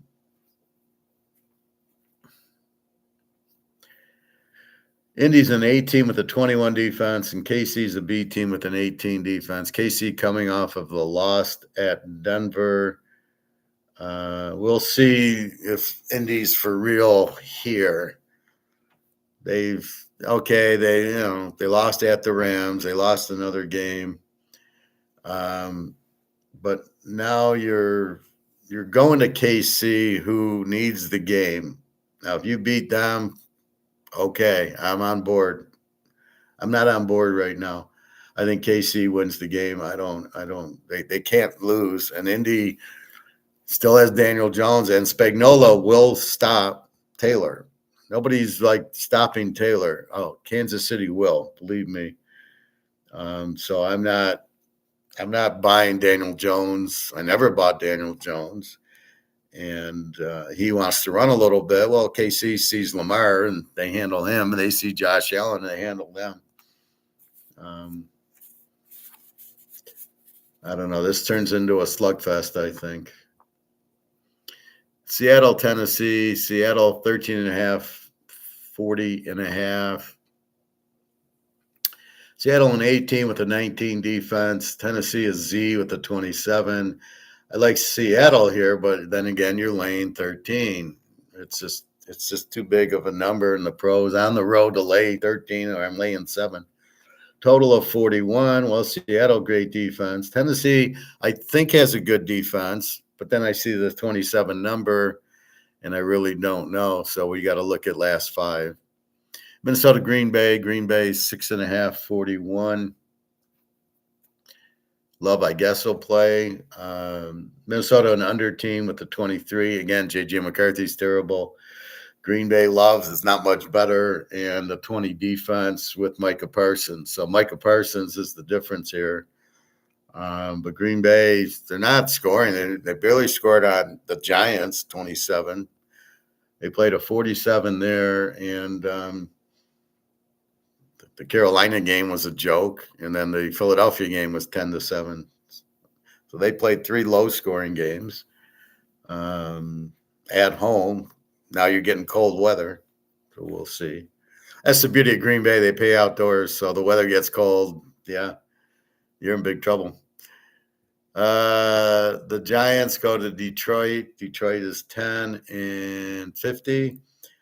Again, Detroit's playing a 27 defense. Look for them to blow out, and they have to. And then next week they got the Rams.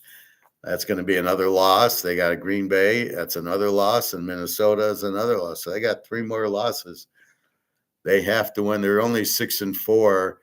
That's 6-7 if they don't play Seattle or somebody else. So 6-7. And even the Bears could beat them. So 6-8. So they could go 9-8. They could go more likely probably 10-7. They're not going to beat the Rams, and they're certainly not going to beat Green Bay hasn't been scoring, and Minnesota. Shit, they lost to Minnesota at home with J.J. McCarthy. Yeah, okay. That's the Lions. That's the problem with the Lions. So I don't know. They're 10-point favorites. They have offensive line and coaching problems, the Lions. New England, 8.5, 49.5 to Cincinnati. New England, the 18 with the 19 defense. Drake May, he's showing that he can actually throw passes. Cincinnati, Flacco was cute, but now he's not cute. W team with a 33 defense. Let's see. Pittsburgh goes to the Bears. The Bears keep winning with the shittiest quarterback. Chicago 2.5, 45.5. I don't know. You got Rudolph against Caleb. Good luck there. Jacksonville, Arizona. Jacksonville 2.5, 47.5. Hard to believe Jacksonville's a road favorite. They're both E teams. Jacksonville 23 defense, Arizona 26. Total of 47.5. what do you do? This is the problem. You've got teams. So are they going to score over 41 or under 53? And you really don't know. This is the problem with the league right now. Cleveland goes to Oakland.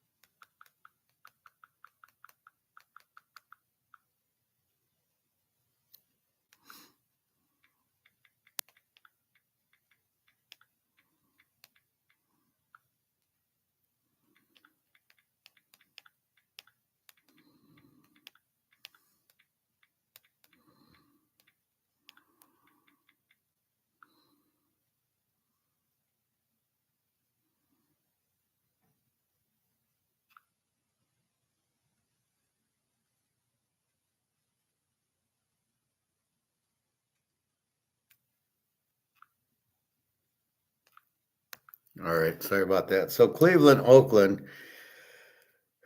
Oakland's now, well, we'll call it 3.5. I think it was 3.5, and now it just went to 4 and 36. Yeah, there's not going to be points with Prime Junior quarterbacking. Yeah, I think Oakland at home. You can't possibly bet on Prime Junior. He's so bad. 23 defense for Cleveland. So I think Cleveland runs the ball, plays defense with Myles Garrett. Oakland plays defense with Norm Crosby and Little Gentry. No offensive line for Oakland. You can't even bet Cleveland because you can't bet on that. So yeah, probably an under in this game is probably the way to play it. No quarterbacks. Cleveland with a decent defense. Atlanta goes to New Orleans. New Orleans 1.5, 39.5. And it's the same thing. Cousins against Shaw. Probably another low scoring game. The difference is this is 39.5 and Oakland's 37. But Cousins is terrible. Shaw. You got Kamara and Olave, and that's about it. Atlanta, Bijan Robinson, Drake London. Well, Drake London's hurt too, I think. Philly, Dallas. Philly 3.5, 47.5. Philly an under team with a 20 defense, and Dallas an over team with a 29. Now Dallas goes over every week. They played a 27-24 week one with Philly. Dallas, the 29 defense. They beat Oakland last Monday night, 33-16. But this ain't Oakland they're playing. Pickens and Lamb are making it tough. Dak, still pretty bad.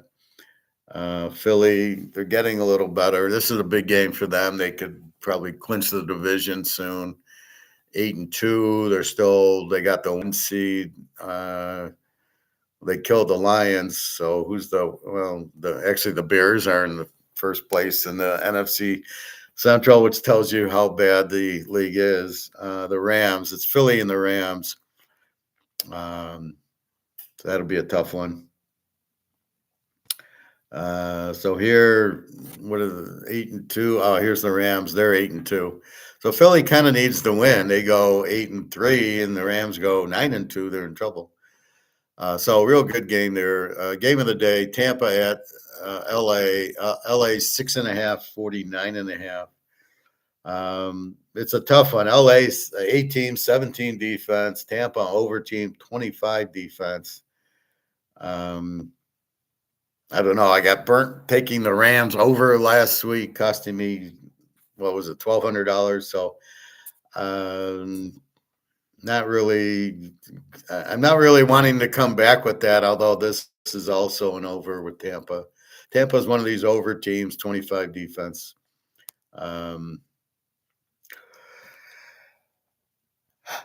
The Rams, they're good. Tampa's good. This is probably a tease of the dog game. I think I'm surprised by the 7.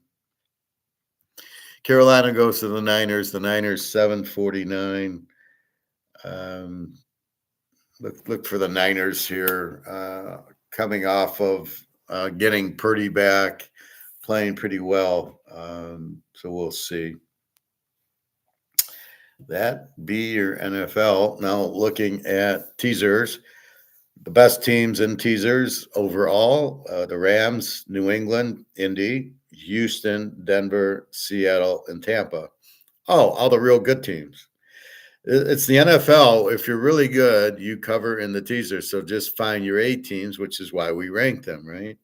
Your bad teams: Miami, Tennessee, Cincinnati, Arizona, Philly, and New Orleans. Besides Philly, it's the Z teams. So it's pretty easy. Just bet on the A teams, bet against the Z teams. Well, Professor, who are the A teams and the Z teams? Good question. Let's go down the list. The Jets are a W, but we'll call them a Z. Tennessee, a Z team to Seattle. We got the Giants, a W team to Detroit. Without Scatterboo, I think they're a Z team. Cincinnati, a W team, and that's because Flacco is scoring some points for him. Cleveland, a W team, probably a Z team with Prime Jr., and Oakland's a Z team. New Orleans is a Z team. I'm sure Kellen Moore is excited that he's the coach there. Okay, Professor, who's the A teams? Well, I'm going to give you A, Bs, because some of the Bs are A's. Indiana, A team. Kansas City, we'll call them an A. Seattle, an A. Green Bay, a B. Detroit, a B. New England, an A. LA, an A. Frisco, a B. Tampa's an over team. Oh, good. More spam. That's just what I need. Tampa's really an over team. They have a 25 defense. So what I'm warning myself is their defense is a little weak. Probably bet them over. We'll see. One thing is you've got to just kind of ignore last week to a point. In other words, the Rams 21-19, I'm over 40.5. Do I not bet the Rams over this week? Well, wait. Seattle had a 19 defense and Tampa's got a 25. They should score more. Tampa put up a ton on Buffalo, and Buffalo put up a ton on Tampa. So you don't want to I'm mad at LA for not getting the over. I'm not going to bet them over here. Well, this is a much more prudent pick. And I did have Buffalo over.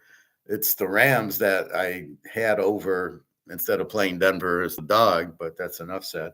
So here, then, do I not play the Rams over? Well, they're playing Tampa with a 25 defense, but they're not stopping the Baker. So he's much better. They got 4 picks on Darnold. Darnold playing Darnold ball last week.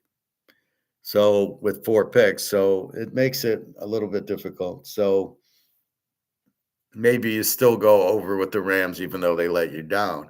Or if you lose with Cincinnati or Dallas or Pittsburgh, I'm not going to play them anymore. You can't get emotionally involved with the team except for when you collect.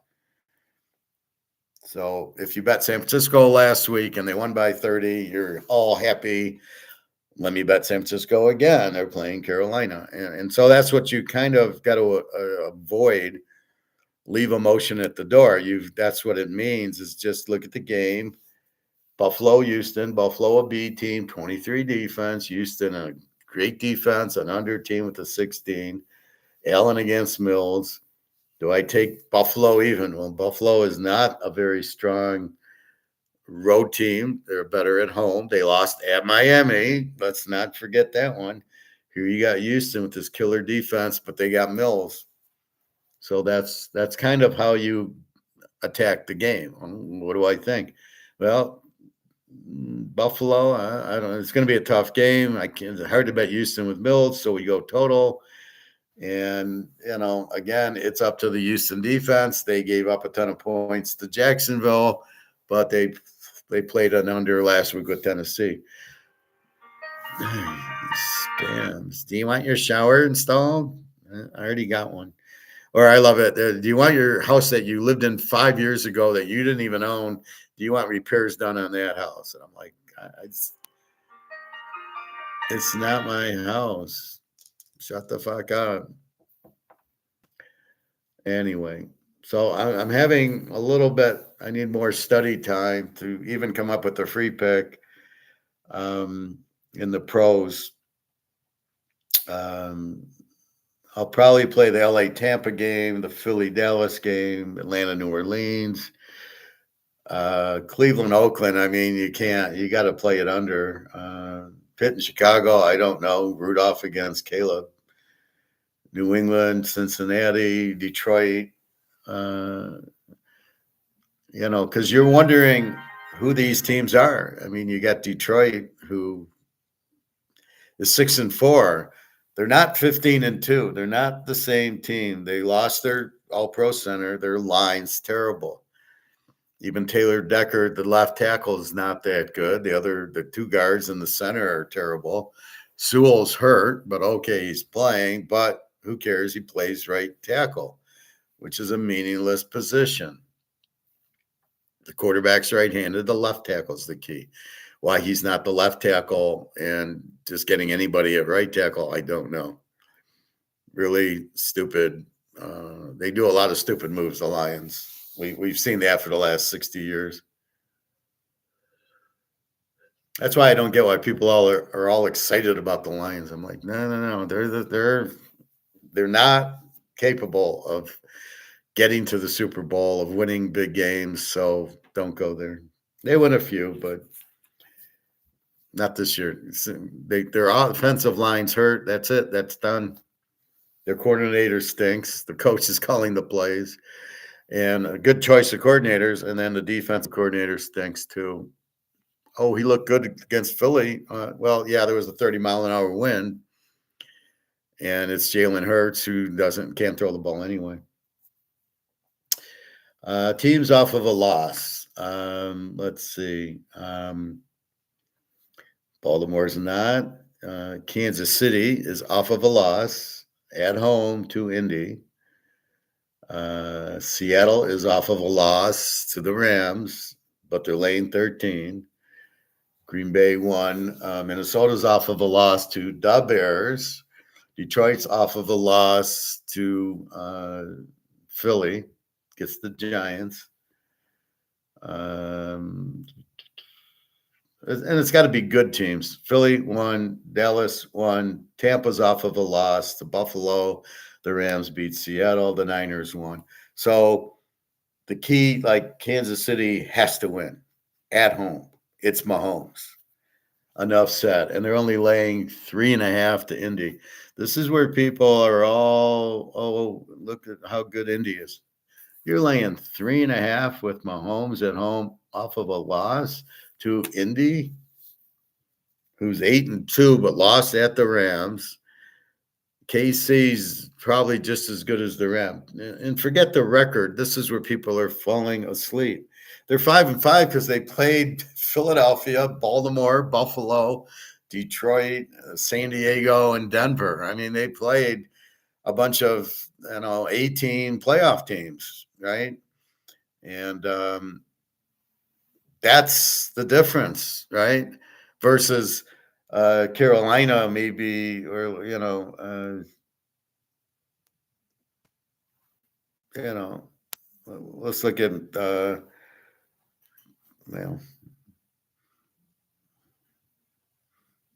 let's look at New England. 9-2 has played nobody. They played a bunch of New Orleans, the JETSs, Miami, and then their only good one was at Buffalo.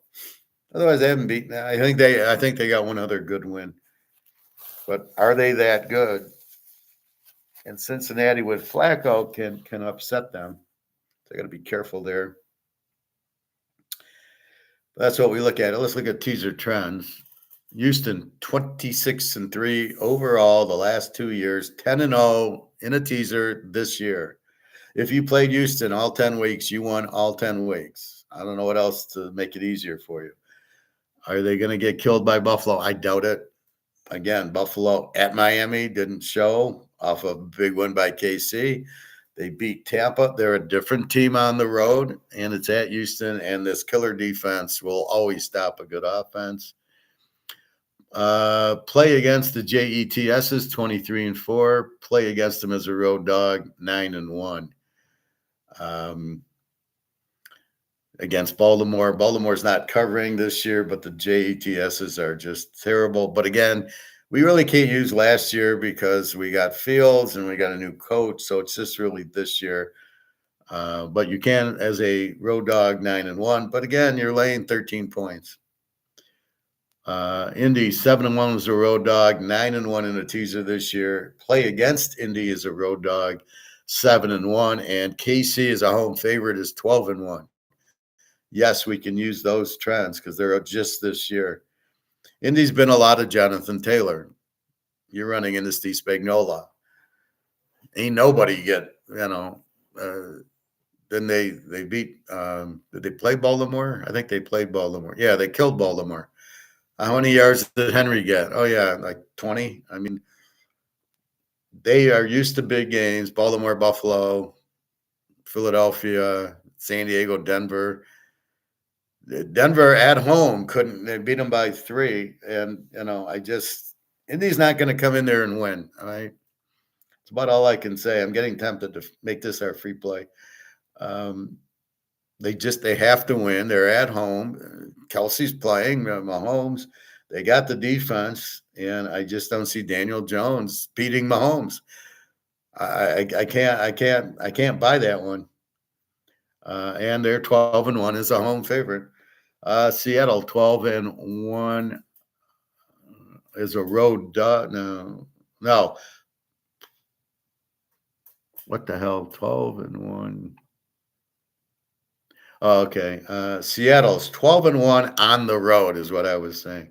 So like 4-1, 4-0 and 8-0 or 8-1. So they're 12-1 on the road. Seattle, you got them on the road. They're, I think, 9-1 this year. Play against Tennessee's a home dog, 5-0. Play against Tennessee last year and this year, 24-3. Play against Tennessee at home, 13-0. This is a Seattle play coming off of a loss, but we got to lay 13. Maybe you do a 7-point teaser to get it under 7-6. Seattle with a good defense. Darnold played Darnold ball, but he played Tennessee this week, so he's not going to be bad Darnold. He'll be good Darnold. Still hasn't figured out how to handle a blitz through 4 picks last week. In a big game, he again did not show up. And that's his forte. Minnesota, Green Bay. Green Bay 10-2 is a home favorite. It's all I could get.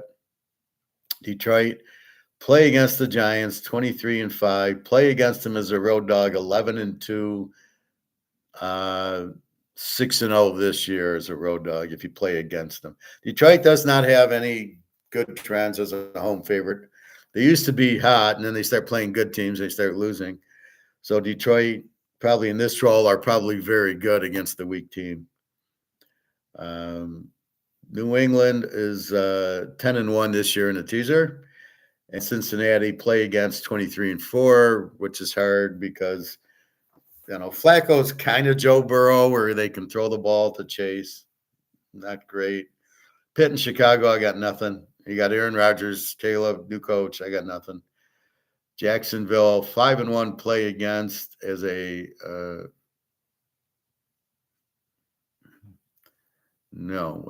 as a home dog. Arizona's 5-1 play against them as a home dog 5-1. Play against is 9-1. I think that's Arizona this year. A little edge to Jacksonville, but I can't buy them as a road favorite. No chance. Cleveland, Oakland. What can I say? I have no stats on Gabriel, and I got no stats on Prime Jr. Oakland play against Cleveland as a road dogs 11-1. So just in general, nothing on Atlanta, New Orleans, Philadelphia play against Dallas as a home dog 7-1. Play against Philly this year 9-1. So even though they beat the Lions and they beat KC, if you bet against them, you won. And they won at Tampa. But Dallas is a very weak home dog. Tampa Bay, you got to love Tampa Bay. 7-1 is a road dog. 24-4. Play against the Rams as a home favorite. 7-1. Tampa 13-1 on the road. Now the Rams 25-4 in a teaser and 9-1 this year. So overall, they're great in a teaser. The Rams 25-4, but as a home favorite, they're 7-1. And again, part of the reason here they're laying 7. Okay, they win the game by 10. Well, you got 13 in Tampa, and that's the difference. And then we got the last game. I got no trends. The Niners, Carolina. Denver, who's great in a teaser, is off this week. I hate that. Your four teams out are Denver, San Diego, Miami, and Washington. Miami and Washington are Z teams. We can't bet against them. Denver, I like betting on Denver. I've been on them a lot. Had them last week. That's what pisses you off. You play a 10-team teaser. You play the Rams over, but you don't play Denver, Kansas City. You don't play Denver in 10. And it just boggles your mind. You're like, are you fucking kidding me? Anyway, a lot of locks in college. I already got four teams, 4 picks. Pros, I can't. I was looking for the one. I got this. They're both 25 unit locks. I saw this one lock that's perfect. And I'm looking, well, I'll lock it in the pros, and I can't find a pro to lock right now. Maybe I can. Maybe it'll be.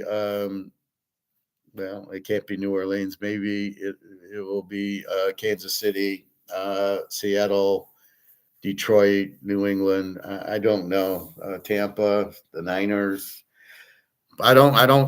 I got to feel them. And right now I'm a little bit like maybes, but I haven't played anything. So those aren't my picks. I don't have any picks yet. I'm working on my picks. But that's where I'm at with it. So enough said there. Again, well, let's check our gold. Let's see. It should have bounced back after 10 o'clock. I love how at 10 o'clock it jumps, and then after 10 o'clock, it jumps back up, and it jumped back up. So it went all the way down to 40. I mean, look at this 10 o'clock, right? It goes all the way to noon from 41.27 to 40.60. It goes down $60. Oh, wait, 12 o'clock hit, and now it's back to 40.83. So what the fuck is going on here?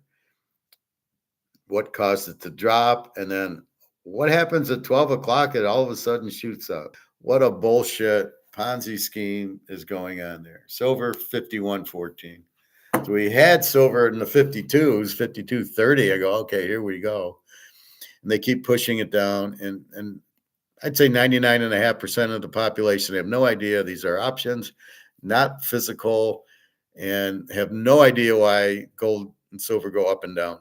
It's just amazing. The more Lynette Zangs and Scheckmans and all these guys, the more they talk, the less they know. They don't know anything. They're a bunch of idiots. They are not, they keep thinking it's profit taking. Oh, it's gone up too high. It's got to come down. Those are stocks, not gold and silver. If you have a reason to buy gold and silver, physical, it's because this is worthless. It's because this is worthless. Depending on where you are in the world, your dollar is worthless. All of the dollars are worthless. You go to gold because there's nothing. I was listening to one guy, oh, land, real estate. No. That is not gold and silver. Land is not limited, and real estate. And if there's no buyers with no money, then it goes down. You have one option, gold and silver. You have a Mantle card. You have a Picasso or a Van Gogh. You have a Rolex, not a house. You have to have things that are limited. How is fucking real estate limited, or a house? Buy $1 million house. Good. You're going to sell it for 200,000. So the only answer is gold and silver. That's, I love how they throw in real estate into that. I was watching some guy talk about how this is 1929 and the crash, and they're gonna devalue Bitcoin like they devalued gold. I don't understand when they say they devalued the currency because they raised the gold price from $20 to 35. That doesn't it doesn't devalue the currency. If you raise the gold price, the currency price doesn't go down. What a bunch of idiots. It might take more gold, make more dollars to buy the gold, but that doesn't devalue the currency. That whole argument is so stupid. Well, if gold hits 10,000, the currency goes down. No, the currency doesn't go down. The currency has no value because you printed the shit out of it. And the only thing affecting the value of the currency is you printing the shit out of it. That's it. What gold and silver do have no determination of the value of the dollar. Hate to break it to you guys, but they're all fucked. No, it does not have anything to do with the value of the dollar. The dollar has no value because you've printed it. And it's the only thing that can hurt the value of the dollar is you printing it to death. And you've put out $170 trillion. That's the thing. That's the bottom line, Mr. Stone Cold, is you've printed the dollar. There goes the value. The price of gold and silver is irrelevant to the price of the dollar. And all it means is if gold goes up, it just takes more dollars to buy the gold, but gold value did go up. They're not quite getting that part of it. Gold's value changes. The price went from $35 to now 4,000, 4,100. Well, that it's still the 1 ounce of gold, so it takes more dollars to buy it, but the value of the gold has gone up. The gold's worth more. And the dollar hasn't gone down because the dollar can't go down anymore. It's done. So if the dollar is done, then how the fuck is gold going up? Is really the dollar going down? No, the dollar is gone. The dollar has no value, so it can't go down anymore. So really stupid arguments, but they never really explain the argument. They'll just say, "Well, the dollar goes down, and gold really doesn't change in price." Oh no, it just went from 4120 to 4,060 back to 4,080. No, gold prices doesn't change. Are you out of your fucking mind? Yeah, the dollar got stronger for about 20 minutes at 10 o'clock, and then now it got weaker at noon. What are these guys, a bunch of fucking idiots? So anyway, just keep buying your gold and silver. You cannot lose. It's going to be worth a fortune. They will not take it from you. People think they can. Okay, first of all, they did not go door to door in 1933. They did sign the executive order. It only was the central banks going to the banks, and people that had money in the banks, they took the money and gave them the $20. So if you had an ounce of gold and at Comerica Bank, they took the ounce and they gave you $20. They did not go door to door. They did not threaten you going to prison. It's a bunch of bullshit. Bitcoin's a Ponzi scheme. So this revaluation of Bitcoin to $1 million is done by Bitcoin people wanting you to buy it so they can make money on it. Bitcoin is worthless. It's in dollars. It will always be in dollars because it's not backed by gold. I heard there was 18,000 Bitcoin different coins out there. Doggy coins and ABC coins and ZXY coins and there 18,000, and it's all Ponzi scheme. None of them are real. None of them are backed by anything. It's all a bunch of bullshit. So stay away from that shit. Just buy the gold and silver. I don't know why everybody has to make it difficult. Buy gold and silver.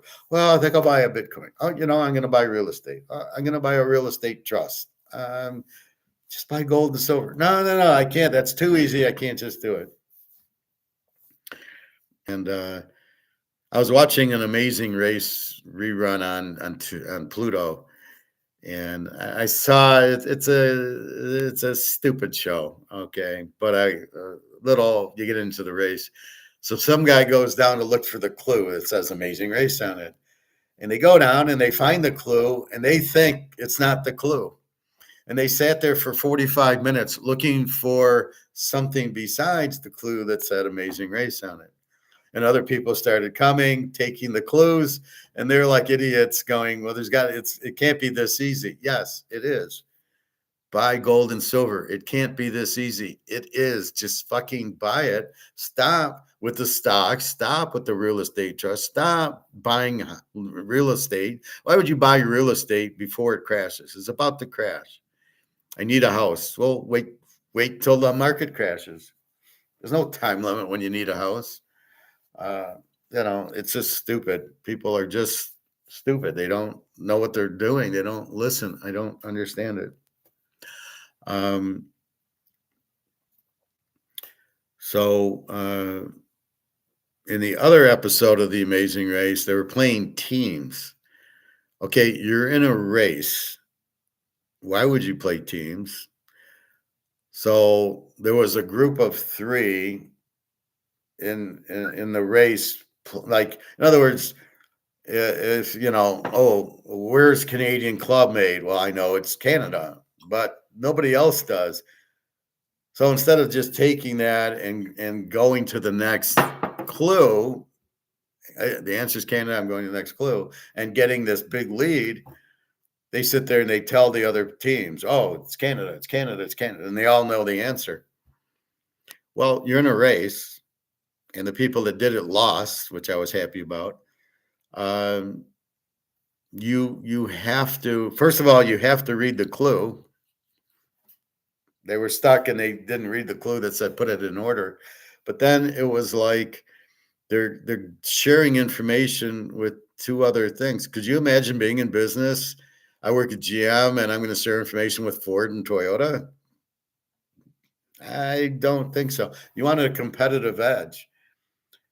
So I got really upset going, this is socialism. They're all sharing, but it's supposed to be a race. It's supposed to be a competition. This is supposed to be capitalism. And so the team that did it got screwed because at the end, there's just the 3 teams, their group. And in the end, their cab ran out of gas or something, and they came in third instead of getting the $1 million. Had they not shared and just knew the answer and moved on about their business, the other teams would have been sitting there for a day. They would have had a day lead and they would have won the $1 million. But by sharing and not understanding it's a race, so it's like, well, let's run the 100-yard dash, but I'm in the lead. I'm going to wait for you. So we tie. What is wrong with these people? You're in a race for $1 million. You don't have a team. You're by yourself. It's you and your partner. The 2 are the team. You don't share information with anybody else. Absolutely retarded. Oh, do that. This is it, and do this and do that. Let them figure it out. If they can't figure it out, you get a big lead. You win. What you're doing is not winning. What you're doing is losing, because then your cab broke down. So they all get off the airport. They end up in New Orleans. And their cab gets lost, and the other cab gets there, and they figure out the clues, and they go on, and the other team won. And there's no second place. You win $1 million, and everybody else loses. I thought it was the dumbest strategy I've ever seen, especially for a race. And you don't partner up or team up. It's you and your partner, and that's it. You don't have that. So imagine, like I said, imagine a bit. We're running our ice cream shop. Yeah, we're going to go tell our secrets to Dairy Queen. Yeah, that would make a lot of sense. No, you don't. You use your skills. Like me telling my football picks to other handicappers. Oh yeah, I'm good with that. Now I know you guys do that, but as long as you pay me for it, I don't really have no alternative. I can't stop you from doing it, but you should. If you're going to sell my picks, you need to charge a lot more than what you're charging. Is all I can say. Because ain't nobody pick like me. And if I remember Titus, he went to Caesars, where he was in Vegas, and he said, "Oh, yeah, everybody wants my picks." Well, if you give them your picks, you're an idiot. You should charge for the picks, because they're highly skilled and much better than anybody else's picks. So in the Amazing Race, why would you give information away? Information's the key. You don't give it away. You sell it like the Joker. If you're good at something, you don't give it away for free. Anyway, so just stick with gold and silver. The dollar's crashing. Forget the COMEX games. That's why I show you the games, because they're just what caused it to go down, what caused it to go up. Nothing. It's just options. So just keep buying it. And when it goes down, just buy it. It's a buy. This is not, you shouldn't be an investors in gold. You're getting out of the dollar. This is A, it's protection. B, it's an asset that's going to make you a fortune. When it's all said and done, it'll be 100,000 an ounce. You'll be rich unless you're stupid and you sell it before you should. And again, that's why you gather a lot of ounces, and that's why you don't sell it. I get asked for money by the girls, and I'm like, I'm not breaking my gold at this price. It's only 4,000. At 20, we can have a conversation. Maybe I'll sell an ounce at 20, but not at 4. Like I said, I went to the store and the guy offered me $2,000 for an eagle 5 years ago, and I told him, fuck off. I said, give me 20 grand for it and I'll do it. At $2,000, I'm not giving away my gold for cheap. You're talking to the wrong guy. I'm not an idiot. I'm not selling it at $2,000. $2,000, even though I bought it at 16, 1700, is not to be profit taken. You do not profit take gold. You do not think it's better, because what you're getting into is the dollar has no value. So why would you sell something with value for something to no value? If you want to sell it for a mantle card or the Montana rookie, that's 100,000. I'll sell on 1 ounce of gold for the Montana rookie. That's it. Stay out of Bitcoin. It's crashing. Stock market's crashing. Just be careful. Stop fucking around. Just be in gold and relax. It's going up. Everybody's buying it. Everybody knows the dollar's collapsed and it's worthless. So what are you fucking around with? Just get out of it. And why does my phone light up?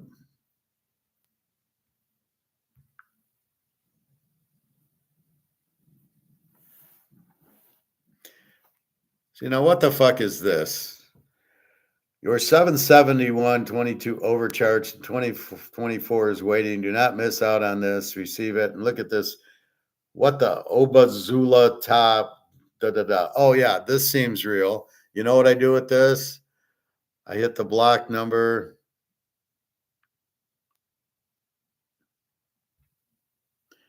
And then I go delete and block. That's obviously a scam. I'm not aware of $700 of anything. I have no refund coming. I have no overpayment coming. If I did, I would know about it. It's all bullshit. It's a scam. It's trying to get on your greed that, oh, I got $700 I can get. And then you give all your information away, and then you're broke because they've stole your bank account. So be careful of these scammers. Even these phone calls saying you need a shower or you're getting a roof or a new kitchen or whatever they're trying to do. It's all a scam. It's to get your information. These companies don't exist. That's the problem with them. So it's a potential spam. Yeah, we'll come and paint the house. Oh, give us your info. Oh, I need your credit card information, and you're fucked right there. If you don't contact them, it's all a scam. Anyway, so you only want to be in things that are very limited with high demand. Gold and silver are the keys, mantle cards, of course. And that's why those are the only assets to be in. And gold, really, Alligator keeps saying, well, they're really not buying gold, the Chinese, they're selling dollars. Well, that's the stupidest comment I've ever heard in my life. What do you mean they're selling dollars? They're selling the dollars to buy the gold. So what the fuck do you mean by that? It's like saying that it's not gold going up, it's the dollar going down. The dollar's gone 100%. There is no dollar going down. It's just gold going up because of demand. It goes up because of demand. It's an asset. Yeah, these people are stupid, but you're protecting yourself. All right, so say you wanted to be in stocks, you got 500,000 in stocks. What do you think the value is? Zero, because it's in dollars, and you'll never get it out because JP Morgan, who owns your stocks, is not letting you have it. Because when these banks start going out, they're going to go and steal your money. They're not going to let you get your money out of the stock market or out of the banks. They won't let you get your money out of the banks. They'll do bail-ins. So why fuck around with it? Just have your gold and silver and just keep it in a safe place, in a safe location. As far as the U.S. taking it, I just don't see it. They don't think anybody has it. They think everybody's in the stock market and everybody's in Bitcoin. So there's no reason to have gold. So why would we go after the gold? And if they do, tell them to fuck off. They cannot come into your house. They can't knock on the door. Oh, we need your gold. Yeah, go fuck you. No, no, no, no. Don't open the door to them. They have to have cause. There's no cause. And as I showed you before, they don't know you have an ounce because the dealer, whenever you went and bought gold, if you used cash or credit card or however, they never ask for your social security card or number. So the government does not know you have an ounce of gold. If you don't sell it, they don't know. So how are they going to confiscate it? If you do sell a few ounces, they're not going to 1099 you because it's only a few ounces. Again, they don't know you have it. Well, I got to pay tax. No, you don't pay. What are you paying tax on? You don't pay tax just to have gold. You don't pay tax because you have a Mantle card or a Rolex. You don't pay tax because you have an asset. You pay tax when you bought it if it's taxable. But gold and silver is not taxable. I never paid tax on it in Michigan. I know certain states might, but I would just buy it in Michigan then. But when you sell it, there's no 1099 unless you sell over 24 ounces of Krugerrands or Maple Leafs. So sell 20 ounces of it. But you got to be out of your mind to sell 20 ounces if you have, unless you got 1,000,000 ounces. If you got 100 ounces, you're not selling 20 of them. No fucking way. Your credit cards and mortgages goes to zero because the dollar will be out. How am I going to pay a debt that I owe if the dollar is out? As far as the U.S. and their $38 trillion debt, they're fucked. They cannot pay it back. And they can't, we'll have a plan. We'll steal everybody's Bitcoin. Well, it's in your name. Although they do know you have the Bitcoin, even though the Bitcoin's supposed to be private and secret. And that's why I got into Bitcoin. They know you have it and you're fucked with it. So will they compensate it? I don't know, but that's another reason I would not be in Bitcoin or even the stock market. They will compensate it. So your best bet is just gold and silver. They don't know you have it. They can't compensate it. But how are you going to pay out the 38 trillion in debt? You really can't, but they keep spending money as if they have a solution, right? Well, I still got to pay Social Security and I got to pay the defense budget and I got the interest on the debt and the government workers, I got to pay them and their pensions and all this. And I don't have money, so I'll just keep printing money as if they keep printing money as if they have money somewhere that they can use. They don't have any gold in Fort Knox that's theirs. It might be Chinese, the China gold, but it's not theirs.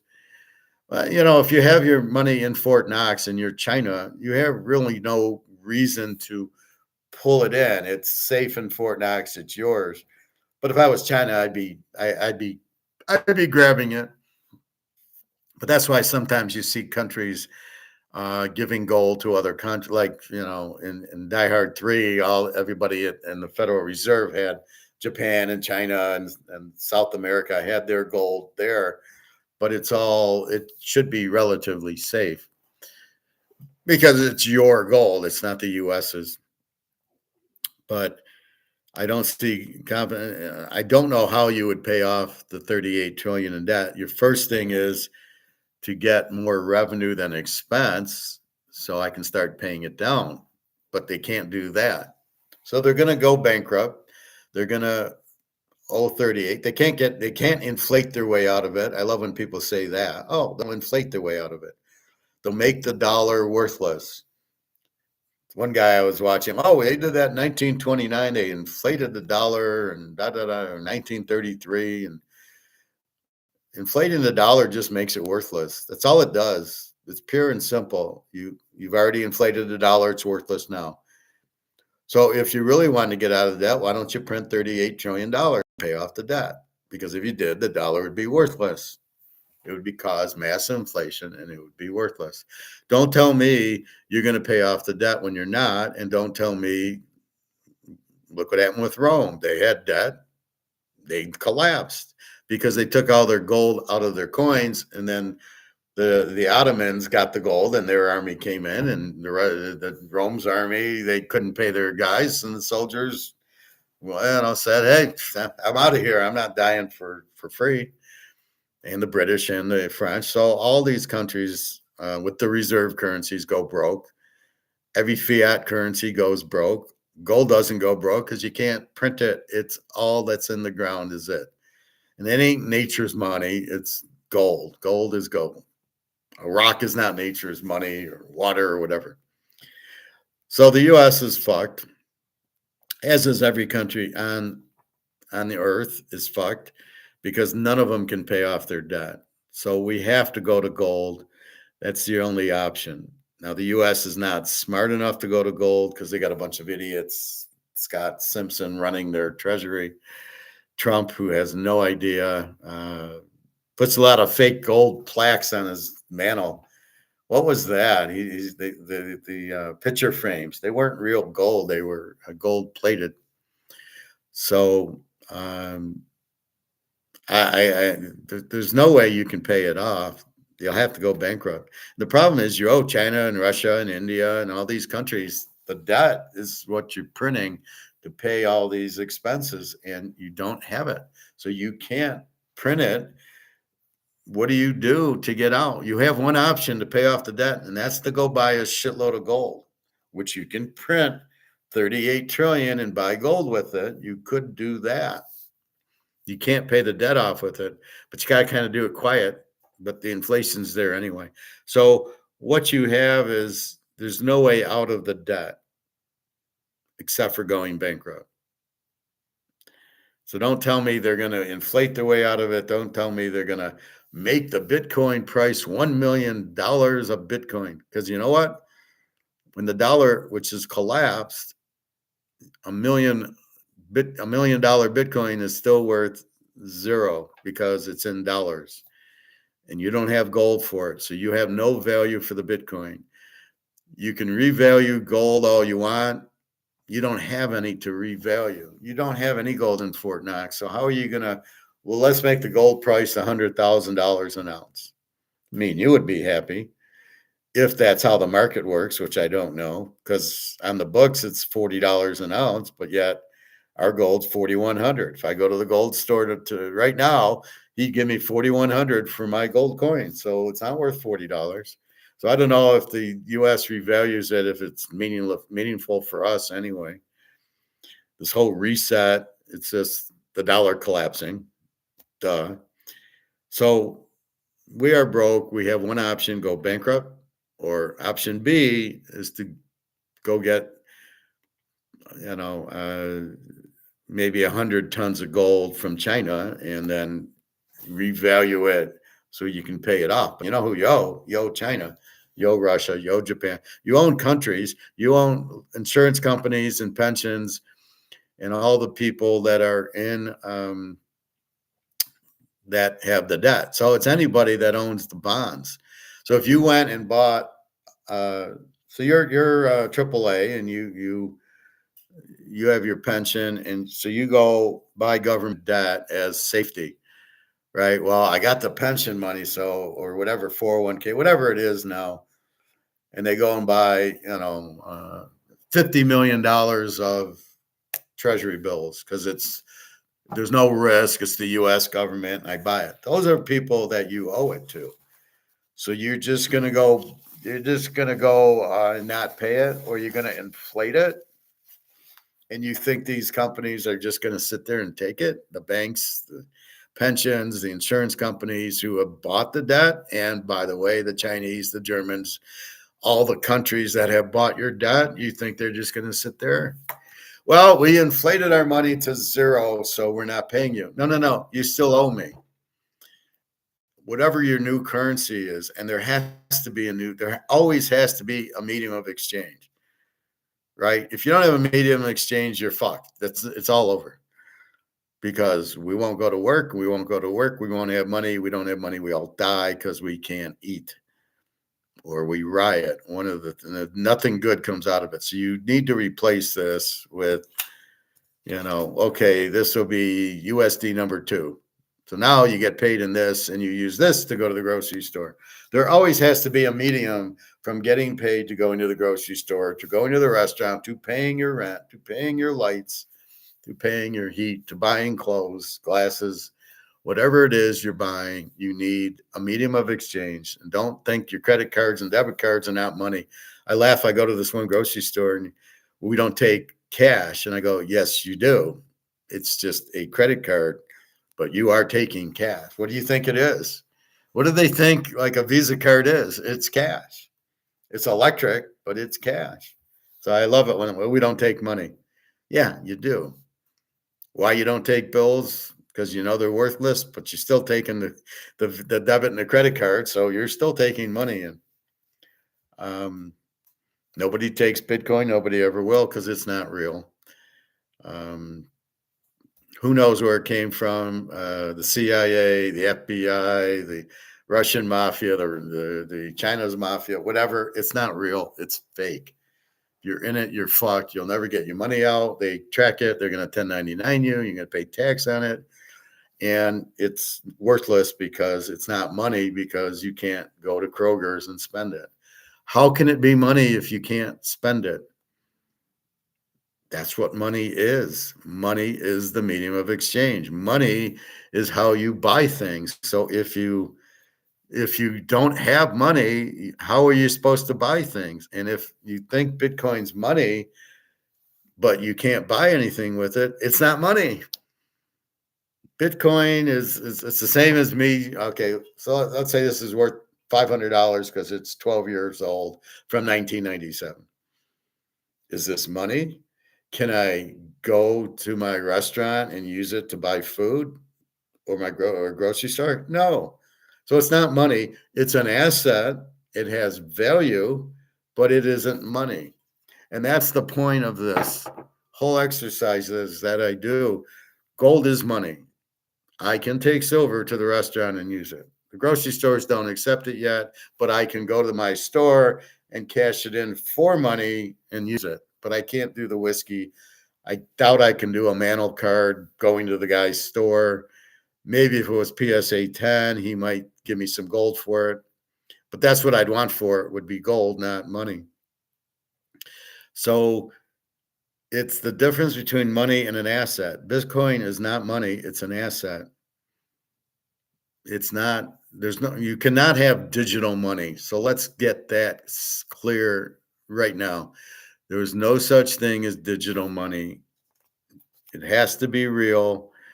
It can be on a credit card, which means I'm going to use this to pay the card. It's electric money, just means I don't have to walk around with $1,000 in my pocket. I can walk around with the card, use it in lieu of this, but it's money, the credit card. It's something I can hand and use to buy goods and services. That's the medium of exchange. That's what gold and silver are, and that's what the dollar is. It is not what Bitcoin is. Don't ever get confused that digital anything is real. You want digital food? Oh, you just bought a digital steak? Oh, well, good luck trying to eat it. How are you going to fucking eat it when it's not real? Well, I can go to the grocery store. I can go to the grocery store and just use my credit card and buy the steak and have the steak and eat it. I can't have digital food and I can't have digital money. It's impossible. You can't, because it's got to be used.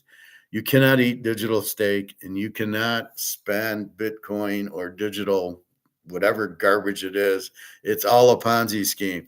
I know a lot of people were stupid enough to go with Madoff without asking him how it worked, because at the end of the day, they got money. This is where their stupidity took over. Well, I get 10%, 15% from Bernie, and I get it every month. I don't really care where he gets it from or if it's real, but I know I get 15% of the money in my account for 10 years. I don't care if it's real. But to me, so it's the greed of people who are looking for the easy way out, letting somebody else do things for them, not doing it on their own. That's why I'm a very strong football handicapper, because I don't listen to anybody. I do it on my own. I figure things out. I test methods and theories, and then I find ones that work, and that's what I use. Right? And, I find you Coastal Carolinas and Marshalls. Okay. That's what I do because I'm the one doing it. I'm not listening to people. Oh, Joe gave my friend gave San Diego. I'm going to bet San Diego. Yeah. And they lost by 30. Um, the kid gave me a theory. He says, well, anytime the favorite turns to an underdog, you bet them. I go, why? Oh, I don't know, but it works.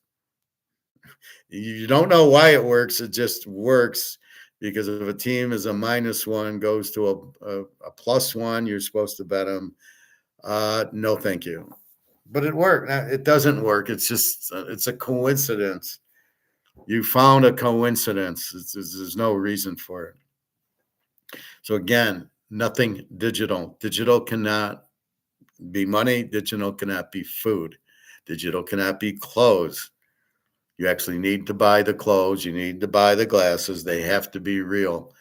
And this whole digital thing. And then I hear, well, that's the internet. Well, that's different because we're not eating the internet. We're using the internet to be on YouTube or be on Tubi and to watch The Amazing Race and James Bond and all these movies.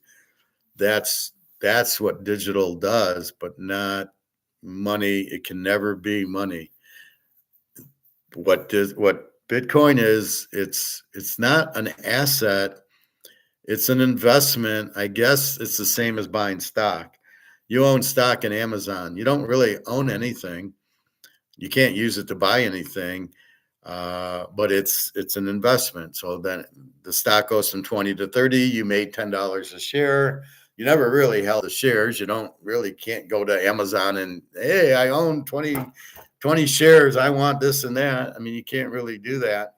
So what are you doing by doing Bitcoin? It's not real.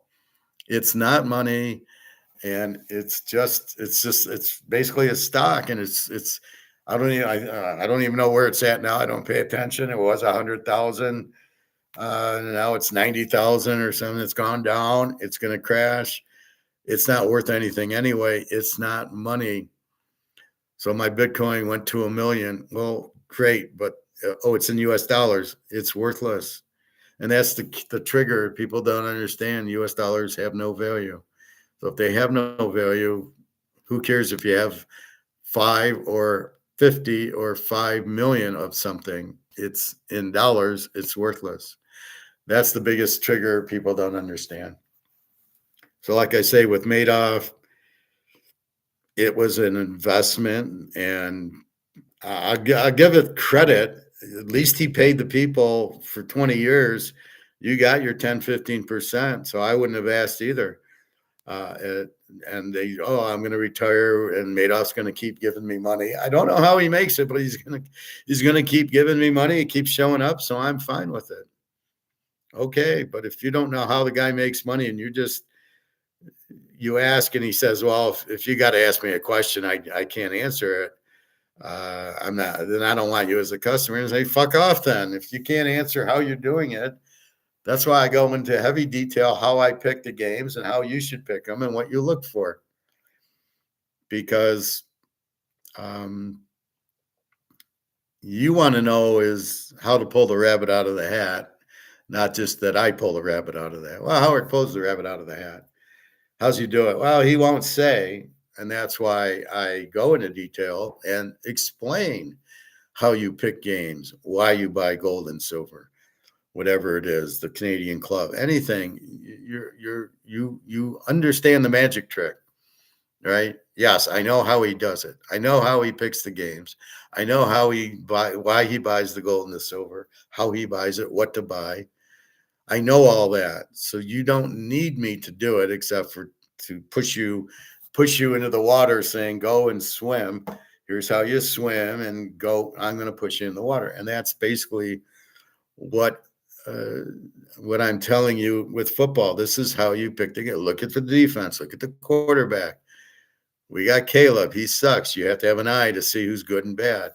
Look at the defense. Who are they playing? Oh, there's injuries. So you see all of that, so you can then make the determination of how do I pick the games? Not, well, I don't know because they go from favorite to underdog. I really don't know why it works, but it works. Well, no, that's not an answer. Or play red and roulette until black shows up. Just keep playing red. I mean, that's the reason, because you're playing the streak. So again, we will never get out of our $38 million debt as a country. If you owe 3 million in your credit cards and you don't make 3 million, you're never paying that off either. You just go bankrupt. You don't pay the bank. A lot of people aren't going to be able to pay their mortgages and or their car payments, the repos and the real estate and the commercial buildings. So the banks are all going to go broke because, again, the way the bank works is they loan out their money that they print out of thin air and charge you 8% for it. It's a nice Ponzi scheme. And you pay them. As long as you pay them, they give you, oh, I want to deposit money in your bank and I want to get interest. I want to make money on my money. And really, that's the problem. Since this is bullshit, you want to make money on it. You have what? I can buy stocks or real estate, or I can take no risk and buy bonds or mutual funds or buy a CD. But that's the beauty of gold. The gold goes up in value by itself. It doesn't need anything. There's no risk in gold. There's no risk of them. They have to keep printing money to pay for all the things I talk about, right? The pensions, the interest on the income, the government employees, Social Security. So they have to keep printing. So therefore, the gold price has to keep going up. We don't need anything else. We have the gold price keeps going up and up and up. That's the beauty of gold. And that's not really an investment. It's just a getting out of the dollar, getting into gold. It's not a risk like in stocks and bonds. Stocks are a huge risk. Real estate trust, which should not be a risk, is because people they're going to lose their job. We're in a recession, but it's really a depression. And people are losing their job. There's more layoffs than hires, and therefore they won't be able to pay their mortgage, and your real estate trust gets deleted, like Attack on Wall Street guy. So everywhere you go to get out of the dollars to make money, you get shot down. Real estate trusts, stocks, bonds, mutual funds, ETFs, everywhere you turn with this to try to make money on it, you can't. And you can't really leave it in the bank. You get 2 or 3%. Oh boy, I'm really going to get rich off of that. So I'm putting you in the best things to be in. Mantle cards, Rolexes, and gold and silver are your best place. I hear some people talking about platinum or palladium. They're not, they're metals, but they're not money. So I'm against that. We're in money to use to eat, not in palladium or platinum, thinking, well, that's limited. That's going to, no, because the price is controlled.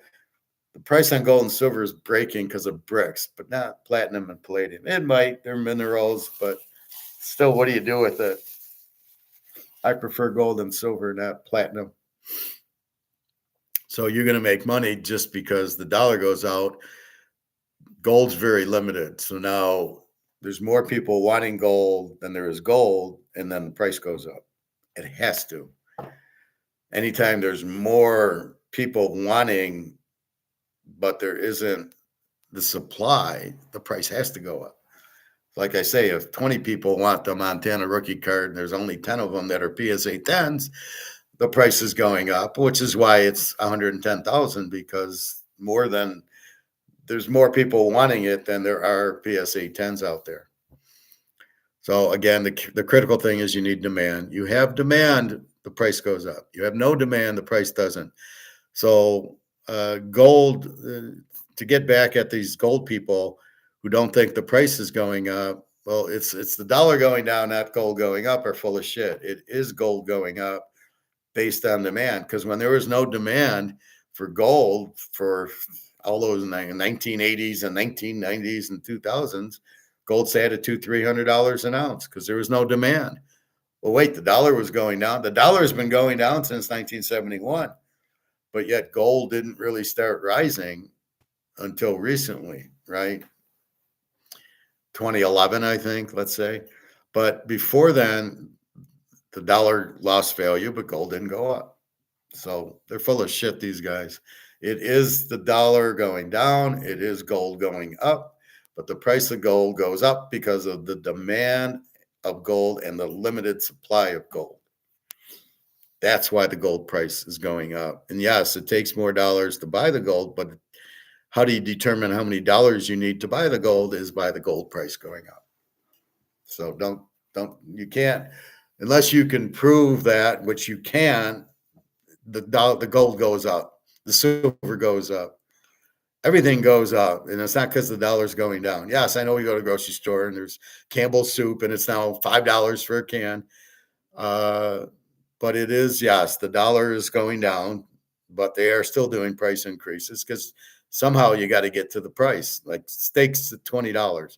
Well, it's still $20 steak. How did they arrive at 20 and not 15? Oh, the dollar went down. Well, not really. It's the price went up. David, good morning. I felt all alone. I got no comments today. It's so sad.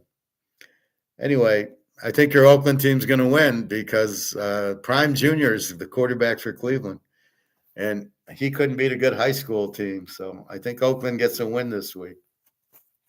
It took playing Prime Jr. to do it, but they'll do it. So anyway, don't listen to this garbage. They will not confiscate your gold because they don't know you have it. They are not coming door to door. They never have. They assume everybody's in Bitcoin and stocks. They don't believe anybody's in gold, and nobody knows you have it because the stores don't contact the IRS with a form with your social security number on it, do they? No. So therefore, the government doesn't know, and then and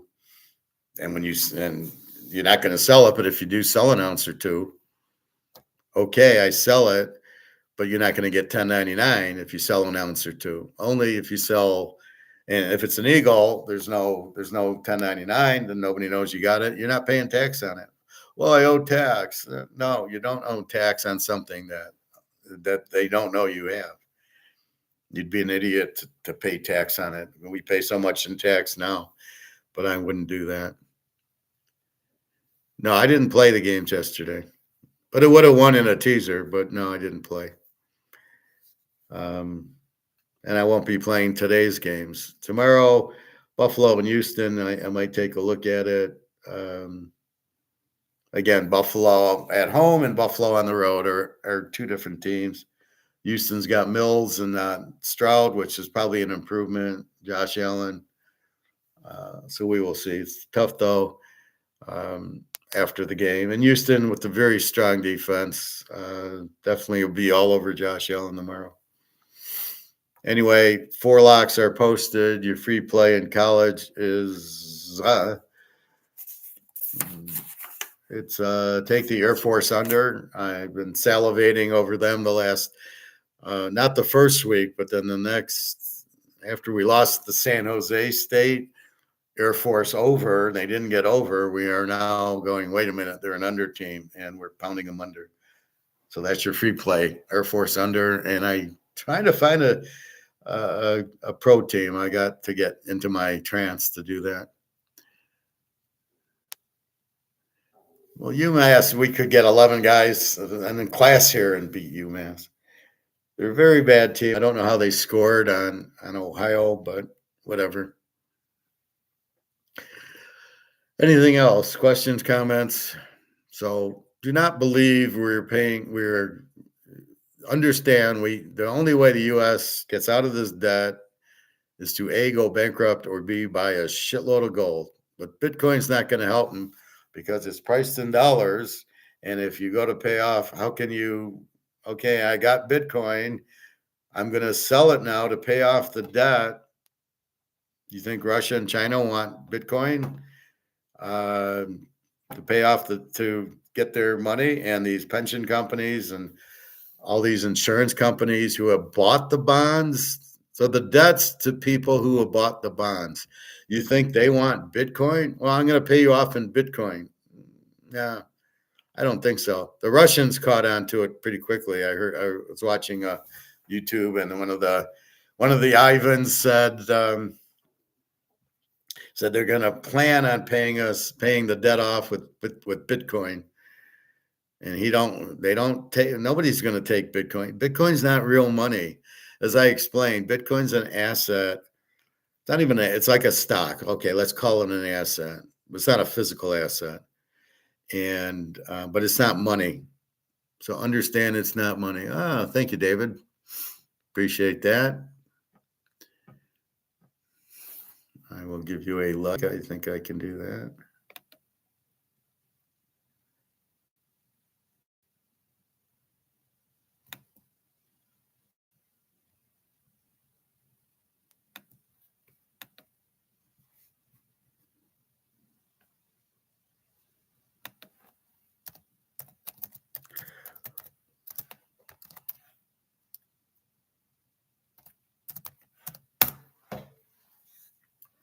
I tried liking it, but I don't know how to do. Oh, maybe I'll like it here. Maybe that.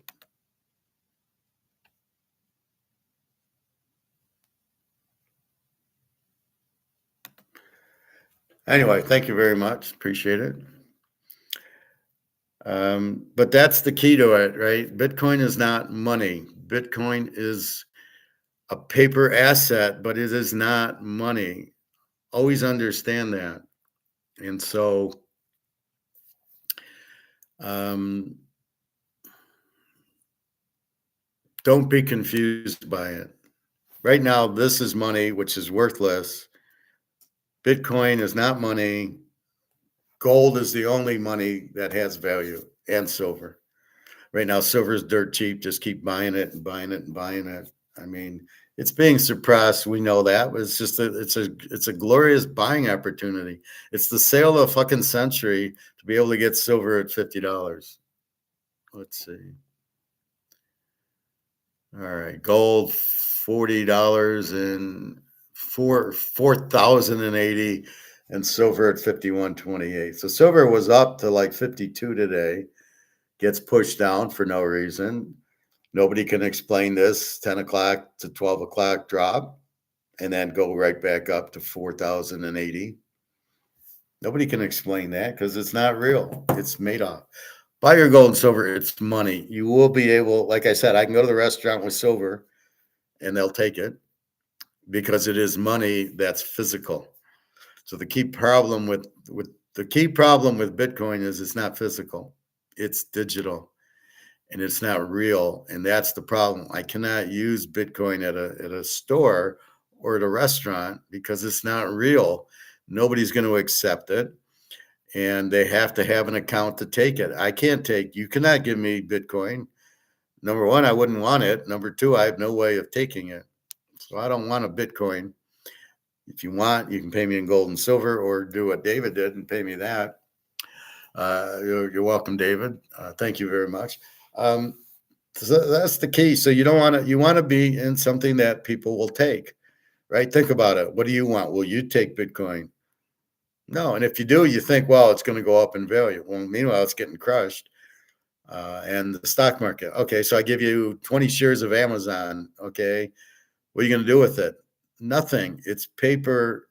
It's a paper asset, but it's not, I can't. Okay. So imagine we go to the grocery, we go to Kroger's. Okay, it's $100. I'm going to give you one share of Amazon at $100. Yeah, good luck paying for anything with that. That's the difference. That's not money. Money is gold and silver, and this piece of crap, monopoly money.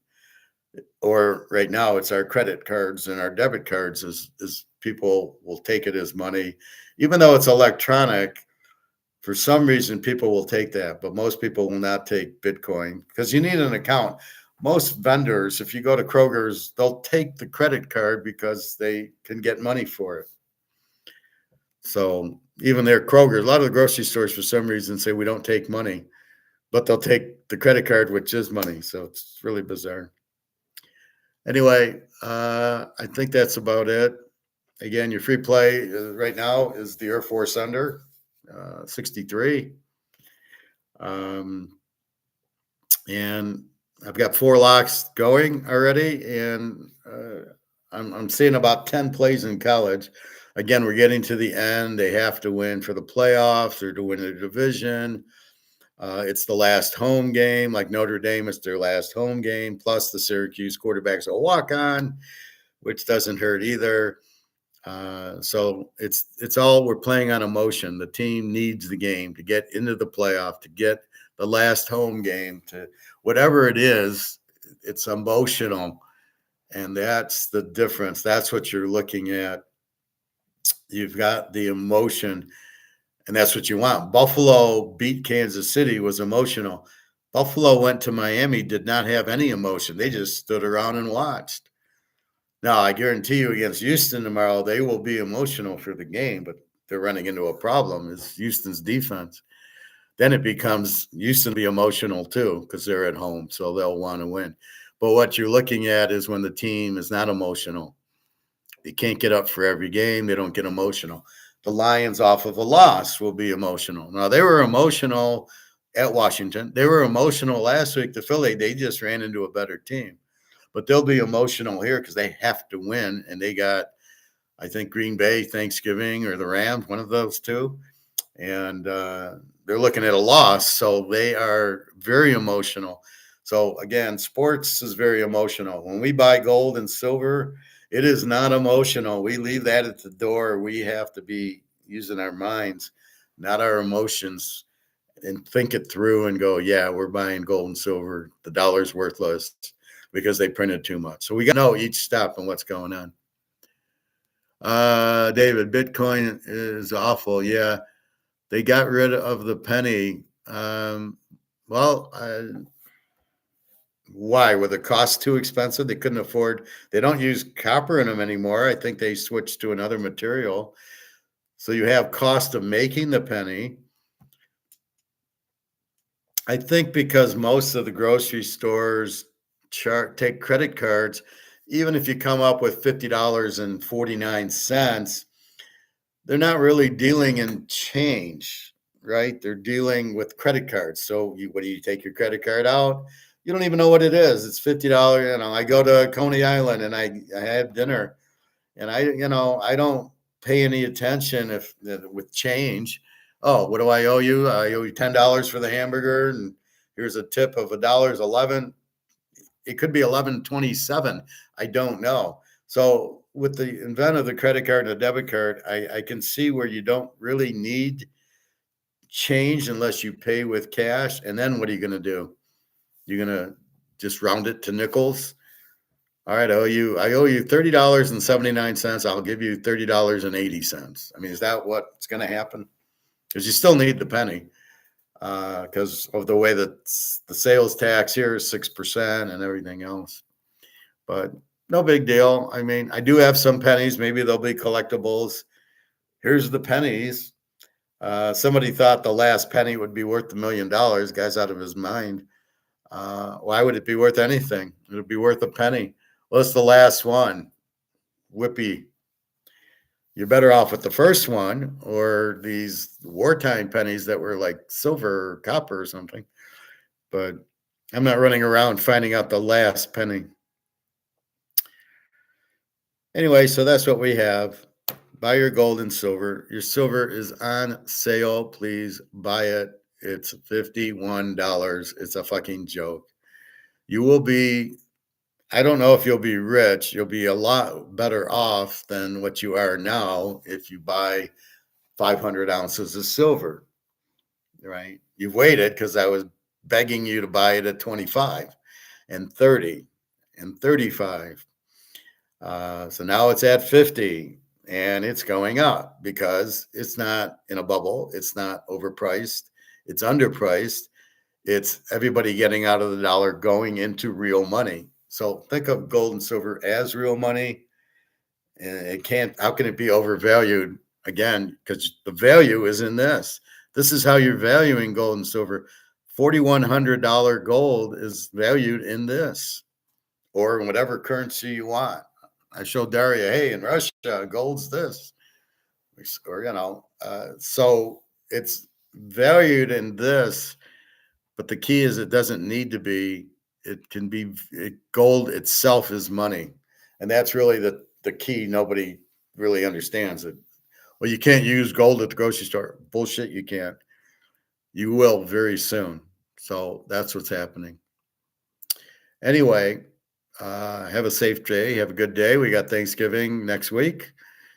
Enjoy. Bon appetit. You should see some nice sales on turkey and pop and stuffing and all the other good stuff. So just enjoy the holiday and don't worry. You're in gold and silver. You have nothing to worry about. They will not compensate you. They do not know you have it, and they will not come door to door knocking at your door. But I wouldn't tell anybody except for your immediate family that you have it. Even then, I'd be very skeptical, depending on who it is. I would never tell my brother or my sister or my mother. Just Daria and Jenna know. Just your close friends that you can trust are the only people you need to know, because when the shit hits the fan, they're coming for it. So be careful with that. Keep it safe. Keep it simple. Like I showed you, if you go on an airplane, put it in your wallet. So you got the ounce of gold in these, you put it you open your wallet, put it in your wallet, put it on the plastic bin, and nobody knows you have it. And you're not taking that much. I mean, once it hits 20 grand, you take 3 ounces of 60 grand is more than enough. So I don't know. I'm not running to Switzerland to give it to Egon. I'm just being very prudent here, very clever to keep it safe and keep it simple. And that's it for the day. So enjoy. We'll get more into the pros tomorrow. There's just so much. It's so massive, the college, that to go through each game just takes a long time. And I'm still I got to do this. I got to cook. I got to go to the pool. So you got to do that. Speaking of that, I got to go to the pool in about an hour. And that's it. So I am fasting today. Like I said, I just feel a little bloated. It happens. I eat cookies and pie and ice cream and a little too. There's 2 phases. There's losing, getting your blood pressure to 120. And then when the blood pressure is at 120 and you've lost, oh, I can eat again. It's such a weird psychological thing. But anyway, I know I can just take a day or two of fasting and my body recovers. So that's what I'm at now. So I'm just fasting, and I keep trying to not eat the sweets, but I keep getting bored of the food. How many salads and apples and avocados can I eat? So then I look for something with taste, and it's terrible. Anyway, so it's a fast day today, but I'm fine. It's perfect. I'm out of food. I got to run to the grocery store. I'll do that tomorrow. Never go when you're hungry. All right. Well, have a good day, everybody. I wish you luck and happiness and health and everything else. So be good. All right. www.teaserking.com. And we'll go from there. You can tip me on there too. Just do friends and family, $10, $20, and that's fine. All right. Thank you very much. Have a good day. Thank you very much, David. Appreciate it. All right.